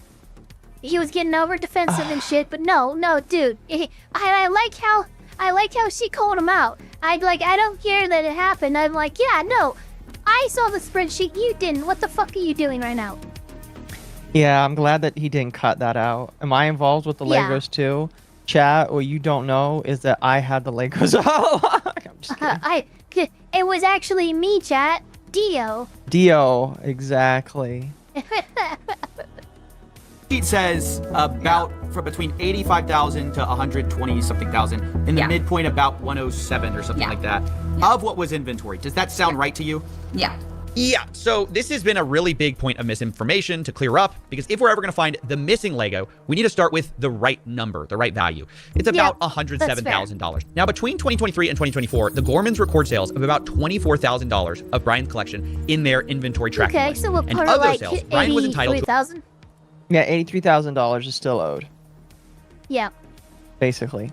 about 65 to 70% of it. But he only gets a 65% cut, if I okay, remember correctly. Interesting. Yeah, that's right. That's right.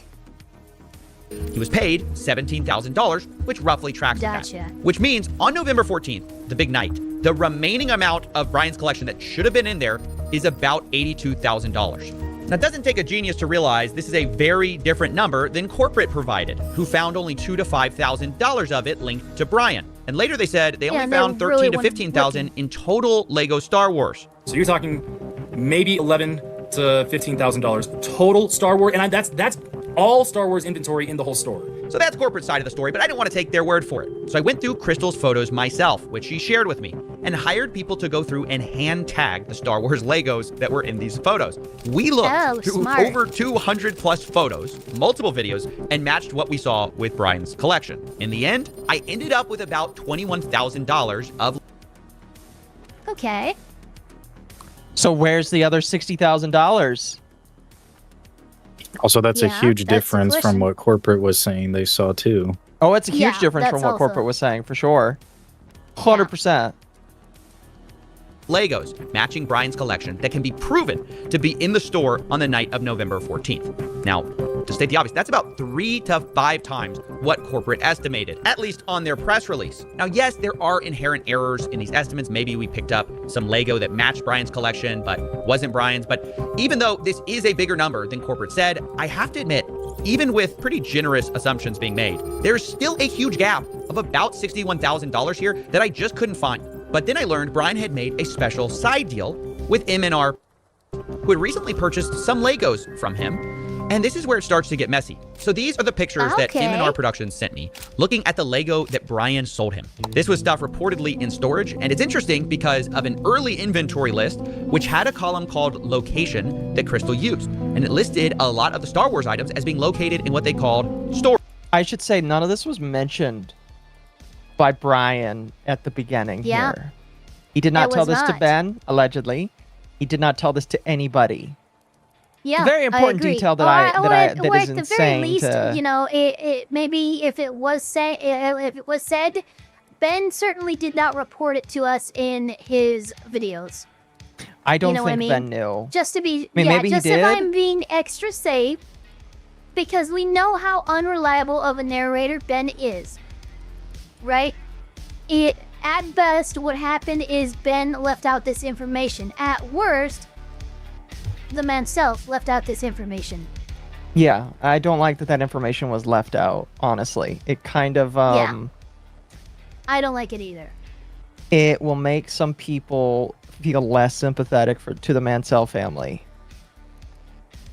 especially when they've got $300,000 to $400,000 that are currently being raised for them right now.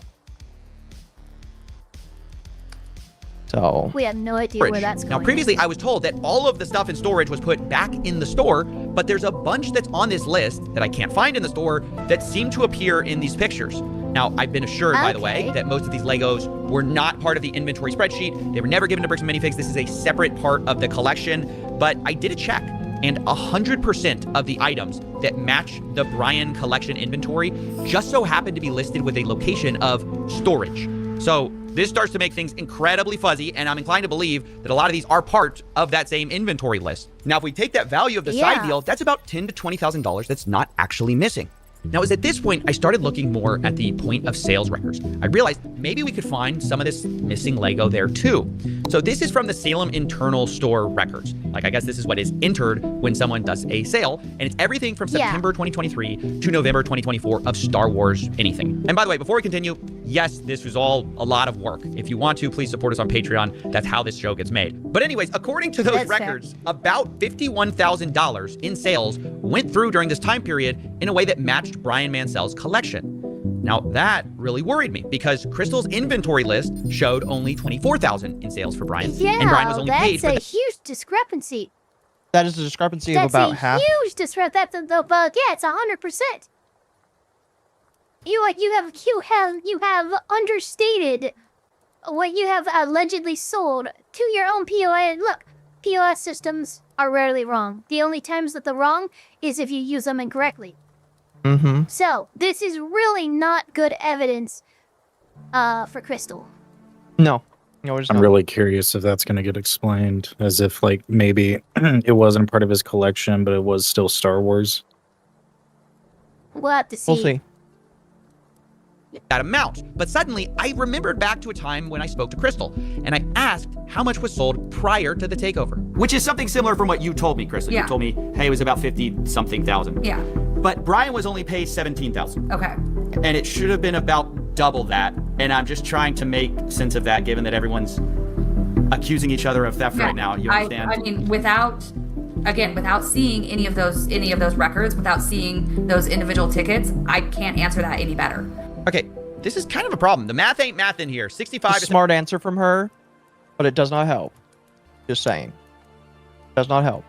Doesn't make her look guilty, but doesn't make her look more innocent either. Yeah.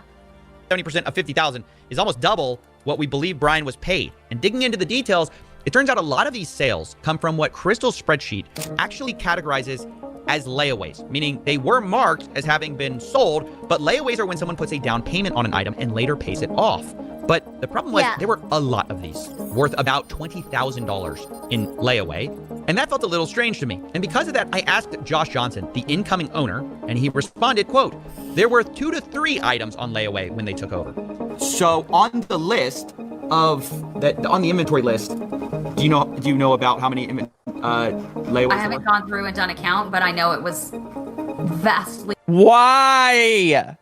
Okay. No, I see what happened here. No, I see what happened here. She would mark Why are these you on not doing a layaway count? Look, she's about to give the number. But what happened here, look, the best way to steal a bunch of Legos would be to take it from a section of the inventory list that, is a little harder to account for. The layaway list is a little harder to account for. This is pointing to me that Brandon did indeed steal Legos, and he specifically targeted Legos that were on that layaway list. Yeah. Because that would explain why all that extra money had not come in to Brian yet, because it had not been paid in full yet, because it was on layaway. So they were waiting to sell them all before. Things are starting to fall into place here, and it's not looking good for Brandon. More than 2 to 3. It was about 98. That makes sense. So there were about $15,000 to $25,000 worth of sets on layaway. Okay. That's just the part that's surprising. That's the part that I can't get my head around. I go, how could, let me just be really honest. I don't believe there was that much layaway. I don't know. I don't know how that's possible. How could there be that much layaway? I don't know. It's like I don't believe, because I was talking to some people about bricks and minifigs. They go, yeah, there's some layaway. There's not that much layaway. I talked to people who were neutral, kind of on corporate side, but also people who were just normal bricks and minifigs people. They say there's not that much layaway. Help me understand why there's $20,000 worth of layaway here. Oh yeah, that's absolutely. If you talk to other bricks and minifigs locations, layaway is extremely rare. I think outside of the Brian's collection, I don't. Okay, good. I'm not crazy here. So then why was there so much layaway there? No, absolutely not. Outside of Brian's collection, I think at the time we maybe had 2 used sets on layaway outside of his collection. Okay. It was not a common thing traditionally. I don't know that we'd ever done layaway before the collection came in. With Brian's collection, it was a little bit different because so much of this collection were new in box, all in one place, reasonably priced, and a lot of the harder to find items. And so customers would come in and put, I'm going to guess probably half of those layaway items were not going to be sold to the person who took them on layaway, because we had several that would put them on layaway and then change their mind. So this was something like, somebody would come in and want 10 different sets, but only be able to buy 1. Can I put the rest of those on layaway so you don't sell them? I'll pay $10 to put these sets on layaway. Traditionally with layaway, we would ask for 10% down. And they'd have 30 days to make their next payment. Yeah. That's big time shit that collectors do, and that would be the people coming into the store looking shit, man, I only got money for 2 sets, man, but I really want these others. Can you put these on layaway? I'll be back next month when my check comes in, or whatever the fuck, right? That's what's happening here, and it makes sense with the culture of collectors, in my opinion. Fair. Or we'd refund the layaway amount and then put it back on the shelf. Because this collection was the collection it was, and I wanted to give these people the opportunity to, to get these sets, we were a lot more generous with how long and the amount of payments that people could make towards the layaway. So a lot of these, we had several of them. I think one of the Ewok villages, we put on layaway 4 different times, and then it came off of layaway, back on layaway, and then off, and then sold. So a lot of these would have gone on and off of layaway and then back out on the shelf, just depending on the person who was putting it on layaway. That was completely unique to this collection. So look, I'll be honest, I don't trust Josh Johnson, but something is weird here. So a lot of these are, look at this, it says POS final sale price, but it's listed as a layaway, but it's sold for $5.99. Yeah. Because it matches with the store sale price. Okay. So were they on layaway? Were they accidentally marked layaway on the spreadsheet? What's going on there? I mean, without seeing the actual sales ticket and seeing what else, what items were sold together, what else was sold with it, I can't actually see the sales ticket. We had several layaway items in which customers were putting multiple things on layaway, paying for most of one item, and then, or they were buying, 8 different things together, and then putting all of them on layaway and making payments on multiple items at the same time. Our Ewok village was one of those cases. At some point, he had, I think, 8 or 9 different items on layaway. So they'd come in and make a payment for a bulk payment. I've got 800 things on layaway. I'm going to make $100 on my payment. One customer in particular would do that, and then when he'd gotten up high enough to pay for one set, we'd pull that set out, mark it as sold. So without seeing the actual tickets and my layaway records, I'm gonna say this. I think. Okay. If you are telling the truth, and that's an if, it sounds believable, but you have set yourself up for the messiest of fucking records by allowing so many layaways. I think that if somehow your claims are true and this offense is true, it was still incredibly, what would be the word? Negligent, maybe? Yeah. It was incredibly negligent from a business perspective to allow so many layaways. You have completely fucked your record keeping in a way that even if this is true, it's still you fucked up still. Okay, fine. You didn't fuck up as bad as we thought you did, but this is still pretty bad. I agree. That reminds me of a joke I could say is the layaways on inventory are negligible. Yeah, they're supposed to be. Oh goodness! All right, she bought into facilitating and helping out a collector's culture, and this is what happens. Well, you don't listen to people who ask to put all the shit on layaway and stuff and fucking try to help them. Oh wow, now you have 98 fucking layaways? That's ridiculous.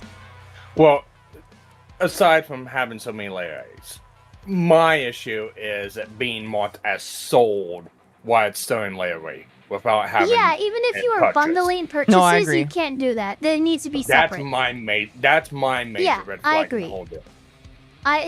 Look, she wouldn't be in this mess, and this wouldn't be such a tangle if she had separated the transactions and kept layaways as a completely separate transaction every time. No, I 100% agree. That's what should have been done. 110% agree. Cannot answer a question any clearer than that. But I even found more than that in this POS data. I also found about $10,000 in sales that match Brian's collection that were not marked as sold under this inventory spreadsheet. Some of our things that were not found were explained by the POS system because they were found in the POS system as being sold. So they weren't marked on the spreadsheet, but they were marked as sold via the POS system. And this is about $10,000 worth of Lego that basically were matched. See, and I don't know. Take anything happening from let's see, from, sorry, I'm trying to do math here. I don't know without being able to see all of the records. There's a possibility that the consignments were ended when I wasn't at work and I just didn't go through and pull them up. They didn't get put in the consignment ticket. I hadn't gone through those consignments in a couple of months. I hadn't gone through the inventory in the back room in a couple of months. So it is entirely possible there were sales that were finished that I never clocked as being finished. I don't know that without going through and actually seeing it. But you're saying it's possible stuff was sold, not updated on this inventory list. It's entirely possible that stuff did not get updated on my spreadsheet. I'm not going to sit here and claim it's not possible. It's possible I missed things. So where does this... And after having a lot of claims of being a perfect bookkeeper, that's not helping you out. And that's going to be used against you in court because you just said that on a camera. Yeah, that does not help you. And I know some people are jumping. Go ahead real Go quick. ahead. Keep playing. As my only thing was like, yeah, and screaming that, hey, I want $200,000 worth of Legos, and you go through and look at all this, and it's like it's not even a fraction of the amount what's being said. Yeah, I can see why people are hard-headed over the whole deal. It's like it doesn't conclusions help. here, but I must remind you that on the night of November 14th, 2024, Crystal Gorman was concerned about Brian getting paid or not getting paid. He has not been paid his percentage yet, and if I don't have the tickets, I won't know how much I need to pay him. Okay. So Crystal, ultimately, that's a business thing and not necessarily yours. Brandon will take, because he's taking on the business, he takes on all that consignment. So obviously, one could see that and say, again, corporate will say that's not them. Like, well, no, that's a big issue because that's a representative of the company, and that's like one of the. I know, but that's corporate like is the going to say head that's of not them. fucking Unfortunately, that's going to have to be. Good luck. Unless Well, I see and you you fire have- the person we know it is, you're in kind of a bind by saying that's not them. Like Well, Brandon I'm Best fucking sitting right there in front of it. Like, who else would that be? Well, it also comes down to the record keeping too, because if you hand this record over to someone else and go, yeah, there's things that need to be paid, but yet you have things on there that's not clearly listed. Oh yeah, these sets are on It doesn't layaway, matter. but We they're know sure for a paid. fact that Brendan Best never made a single payment No, towards Brian Mansell because he then I know pretended that. it didn't exist.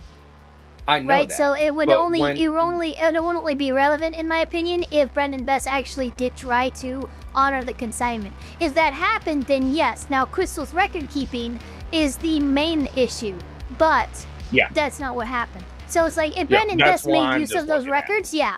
Well, now we have a problem, and the buck is on Crystal. But Brandon stopped that from happening when he chose not to pay out Brendan Mansell. Brian Mansell. Yeah.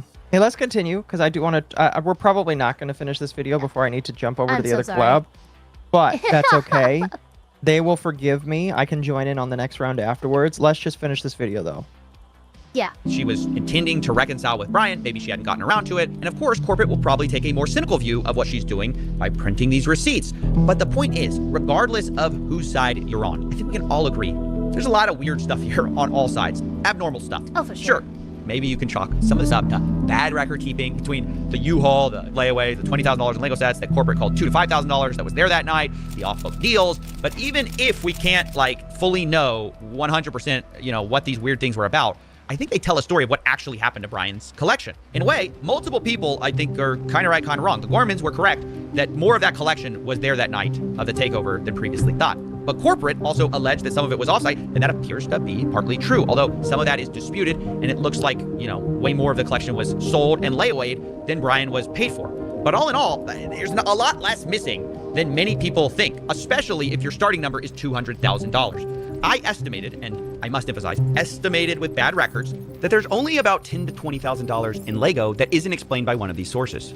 This isn't to say Brian's been fully compensated. Much of this, Brian wasn't paid for that I know of. So I estimate he's still out about $50,000 to $83,000 for Lego he wasn't compensated for. Which is still a shit ton of. It's not $200,000, but that's enough It's money to be upset that you're not getting. Extending for his father.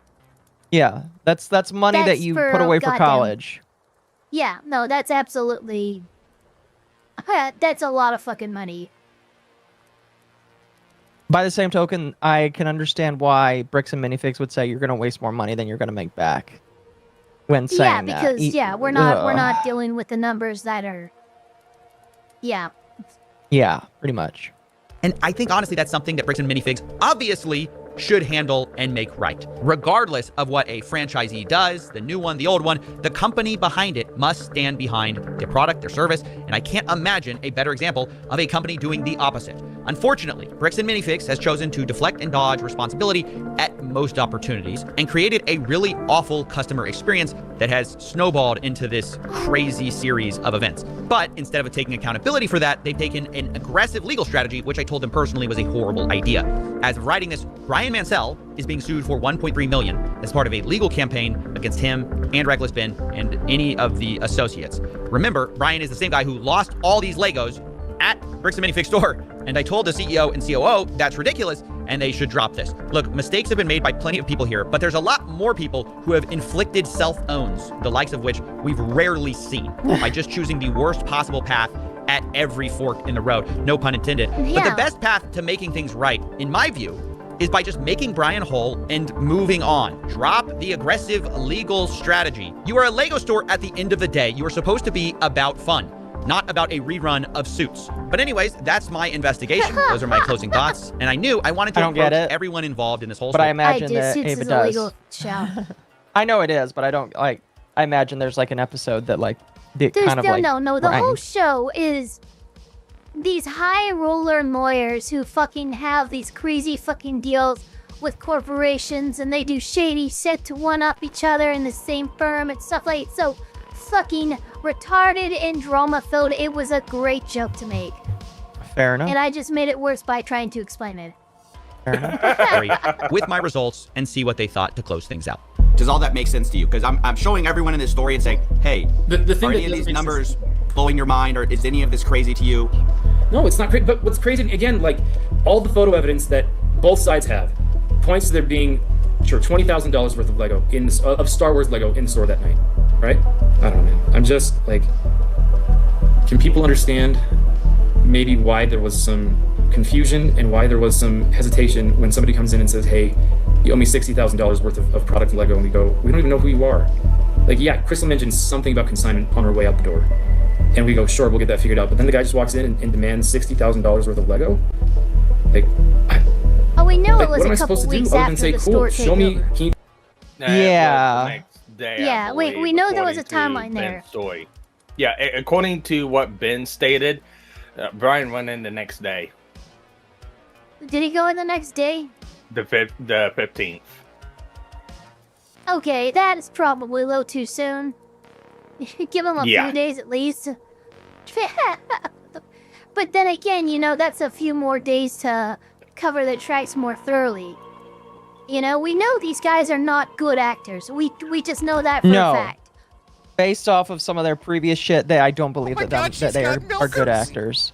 Remember, the Bricks and Minifigures store is always running in the red financially according to their filings. Which is interesting to me. Yeah, they lose a lot of money every, like, 400 to 600K a year. There's a For, like, the lot of last 2 years. franchise. There's a lot of franchise stores that do run negatively. Like my shop. In some aspects of my shop, depending on what it is. I bet you're up in some areas and down in others. Yes, and it depends on the area and stuff like that. Like in the body shop, the parts, they're always running in the red because that they makes have sense. stock that doesn't get And sold price all the time, variations but- is too fucking wild to Yes. balance So that there's budget. there's a lot of you got to know what you're looking at to go if it's running in the red, if it's good or bad. It's Yeah. not good, but it's like, is it normal? Sometimes it is. Yeah. You can't claim to not know who he is and then claim you tried working with him. I think that after a while they might have known who he was, but I think that there was definitely some friction in there in the beginning, probably. Also, Mercenary says, remember, BAM is always in the red financially. Yes. Anyway, let's continue. Can you show me the proof? The problem is there's so much of a dispute on the timeline, and this is what's going to make the story so hard to tell. Is like they say you guys are unreasonable. They tried, and eventually they gave up. But they say they tried, and they were basically met with like unreasonable requests, things like that. So Verification? Documentation? Is that unreasonable, you think? Well, I think they would say they provided the documentation, and you guys say you need more documentation. So I mean, that's kind of the right. A spread, like I understand, a spreadsheet and a contract are a good start. Yeah. Yeah, but we never got that. That was never sent to us at corporate, by the way. Okay, so now he's claiming that they never got that. Okay, here's the other problem. He says, he's saying, we never got that at corporate. But you also said that you're not in charge of your stores. So which is it? Well, that's not a change in the statements because they said that from the beginning. That was actually in Ben's video too. I don't like see this. B&M being read in the red as a whole. It sounds like corporate deflection, and if I remember correctly, Legal Mindset actually called it out as such when he was going over this stuff as a corporate lawyer. It's like, no, if they say this is what they're doing. They're deflecting. Yeah, and I guarantee that the numbers that they're pushing are the low-end numbers. Because it's gotta be. We know one side is pushing the high end, and the other side's pushing the low end. That's just a given. Yeah, you always push low end because they always look at it. They want to at least break even at the end of the day. Yeah, that's why you Also- only get. Sorry, go ahead. Make it quick. I was gonna say, I just hated the way he worded that too. It's like, it's a good start, but we didn't get it. It's like, okay, why didn't you just start off with that? It's like, no, he lied. He didn't give us that information. But you're gonna start with, yeah, that's a good start. Oh wait, fuck, I'm not supposed to say that shit. Well, yeah. This also falls into the issue I have with Reckless Ben's video because, again, he's been proven to be an unreliable narrator that's twisted the facts a lot within whole deal. So we still don't truly know. Look, Ben isn't You even claim. Listen, we don't know if Reckless Ben is twisting the information or if he was not given the right information, and you can say he was absolutely negligent in not making sure that the information he got was the information that he was actually supposed to get. Look, Like, I'm what's willing to nice believe that he about was just this lied to is about it. Steven very early on knocked Reckless Ben off the low shelf what people were looking at. Because we don't need to even look at this guy for what he is investigating. Yeah. No, CoffeeZilla is doing, in my mind, what Ben should have done at the beginning. Yeah, for sure. I do like him Pretty kind of much. just showing up like, guys, this is how you do it. I don't know what anyone else is thinking, but this is how it's done. Pretty much. Don't have y'all do have the spreadsheet though, yeah? Y'all have the spreadsheet. That was shared online, but months after we asked for it. It says I'm so confused. It says I'm on the file right now. It says storage used, owned by BAM Franchising Inc. Owner Salem.or bricksandminifigs.com. What are you looking at? It says owner Salem.or at bricksandminifigs.com. That's you guys. And see, this is where it gets confusing. It's owned by because you this guys. spreadsheet is owned by them. And so Yeah. So you had it. Oh man. So and I know the CEO is gonna be like, oh well, I didn't know about it. It's like, doesn't matter. You're the CEO. You're like the biggest guy in the company. But like, are you saying that absolutely nobody? But you're telling you guys, corporate, never received this, and here we have it. In fact, where it came from was your freaking company. Come on.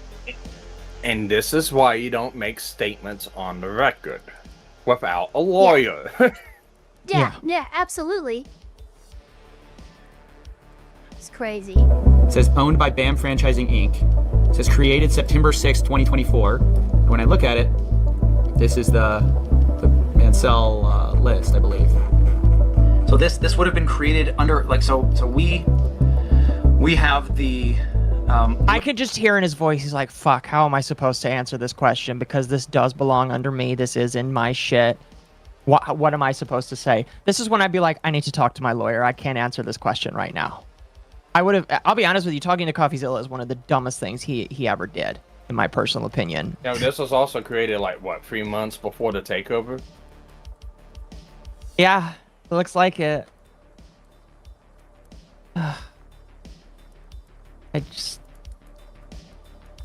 Bro. Y'all definitely have this. Y'all have access to this. Well, I had no idea.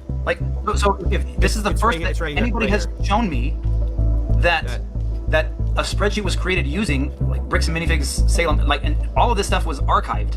This is the first I've seen that this spreadsheet was created by Crystal.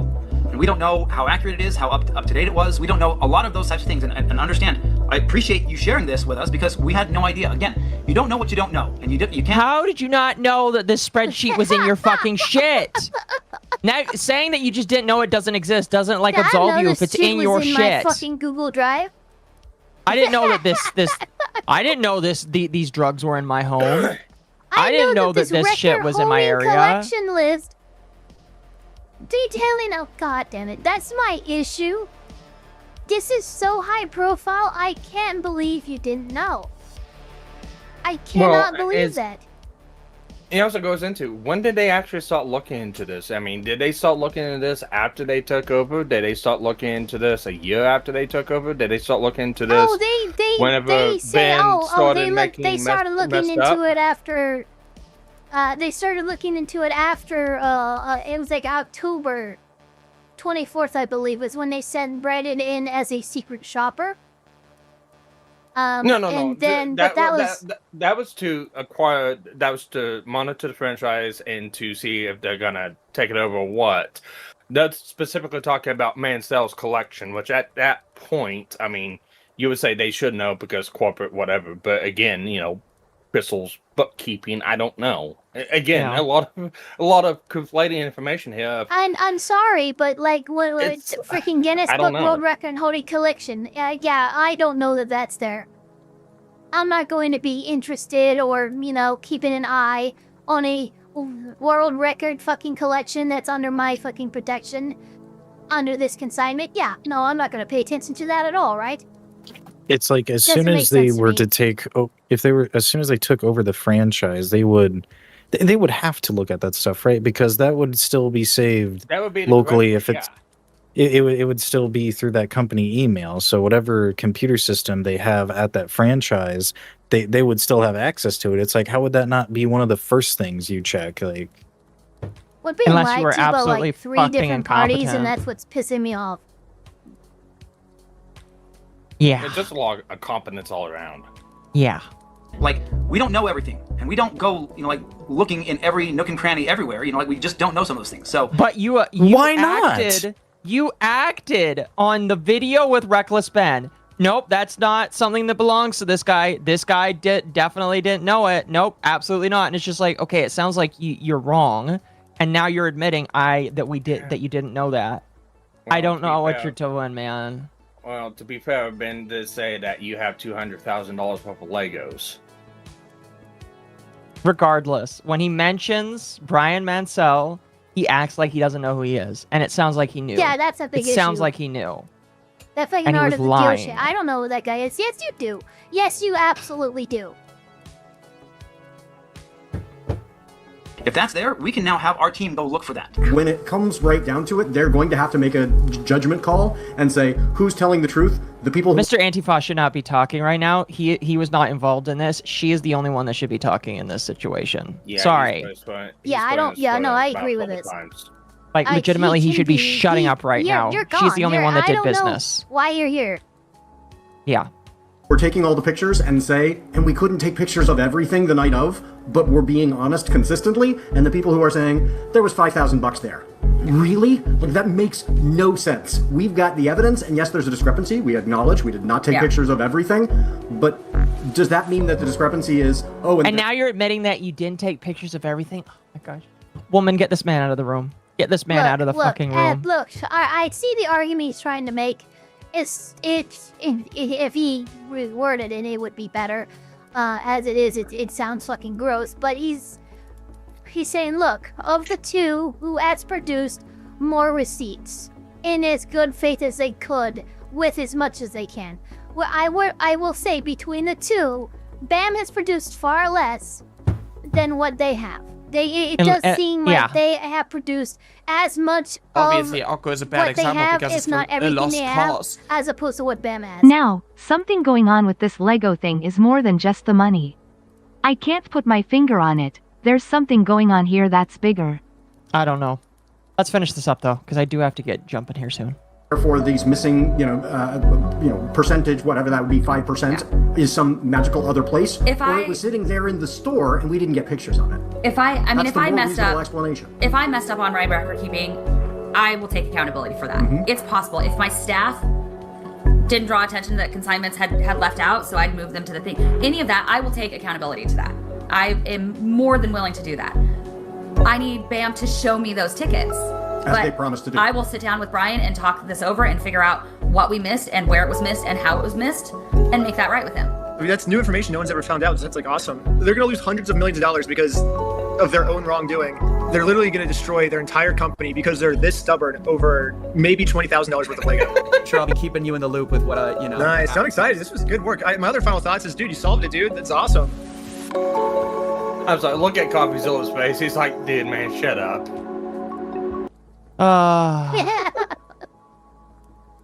Yeah. But there it is, chat.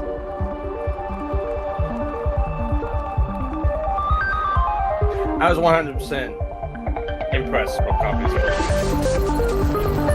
Yeah, I'm impressed with it too. Is there anything else at the end here? No, it's just that's not. It's just his Patreons. yeah, okay.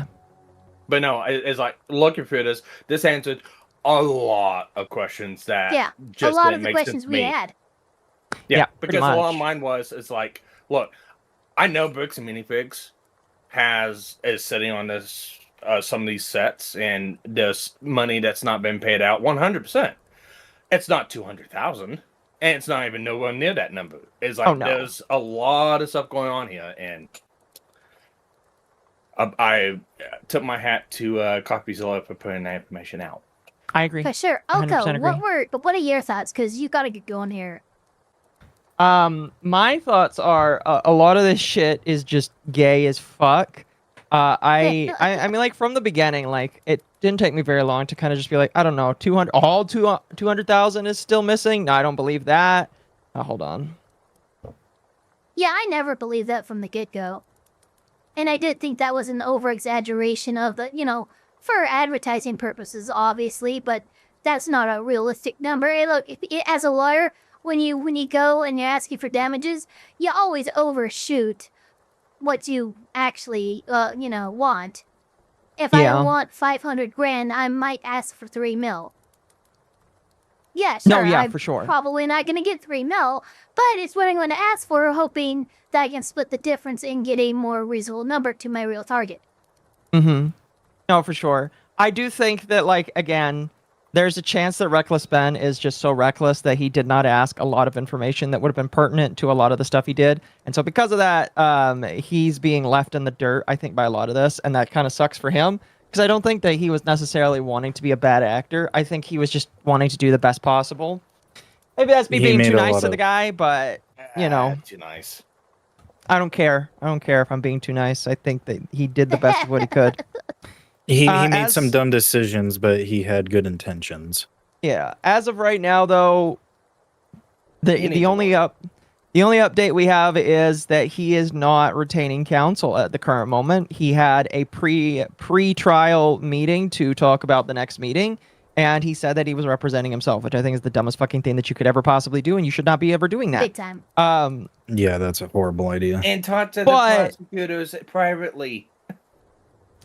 But with all that out of the way, that's pretty much all I got for the Bricks and Minifig stuff. If we had more time, I did want to bring up like some other stuff, like the Ethan Klein shit, which we'll talk about tomorrow. We've also got the Carmelo Anthony thing that I wanted to touch on. We'll talk about that tomorrow. There's a lot of stuff that like we'll talk about tomorrow because I'm doing golf right now. And by the way, chat, I've got the shock collar on now. So if you want to shock me, it's $10 for a mild shock and $20 for a high shock. We're going to get out of here before we get shocked by proxy. Wait, don't call me Sparky for no reason. That's okay. I'm used to it. Anyway, I've got to go. You guys have a good night. Later. Yeah, you guys all have a good night as well. All right, we'll talk to you guys later. Later, Ava. Later. Ben, we have a couple other things to watch. Specifically, we are actually going to watch that pretrial conference or whatever they called it. I'm gonna bring that up right here. But after that, then we'll be heading off as well. Let's see here. A man who represents himself has a fool for lawyer, exactly, and we're gonna see just how foolish this was. I believe I have it right here. This is that, here we go. Got it. Alright, gonna pause that. I said pause. How dare you? How dare you disobey me? Alright, chat, are you guys ready? I don't think you are. I don't think you're ready, chat. Oh, come on, what's going on? Play this one? What is going on? Hold on. Something's not enjoy. Oh, there we go. Alright, chat.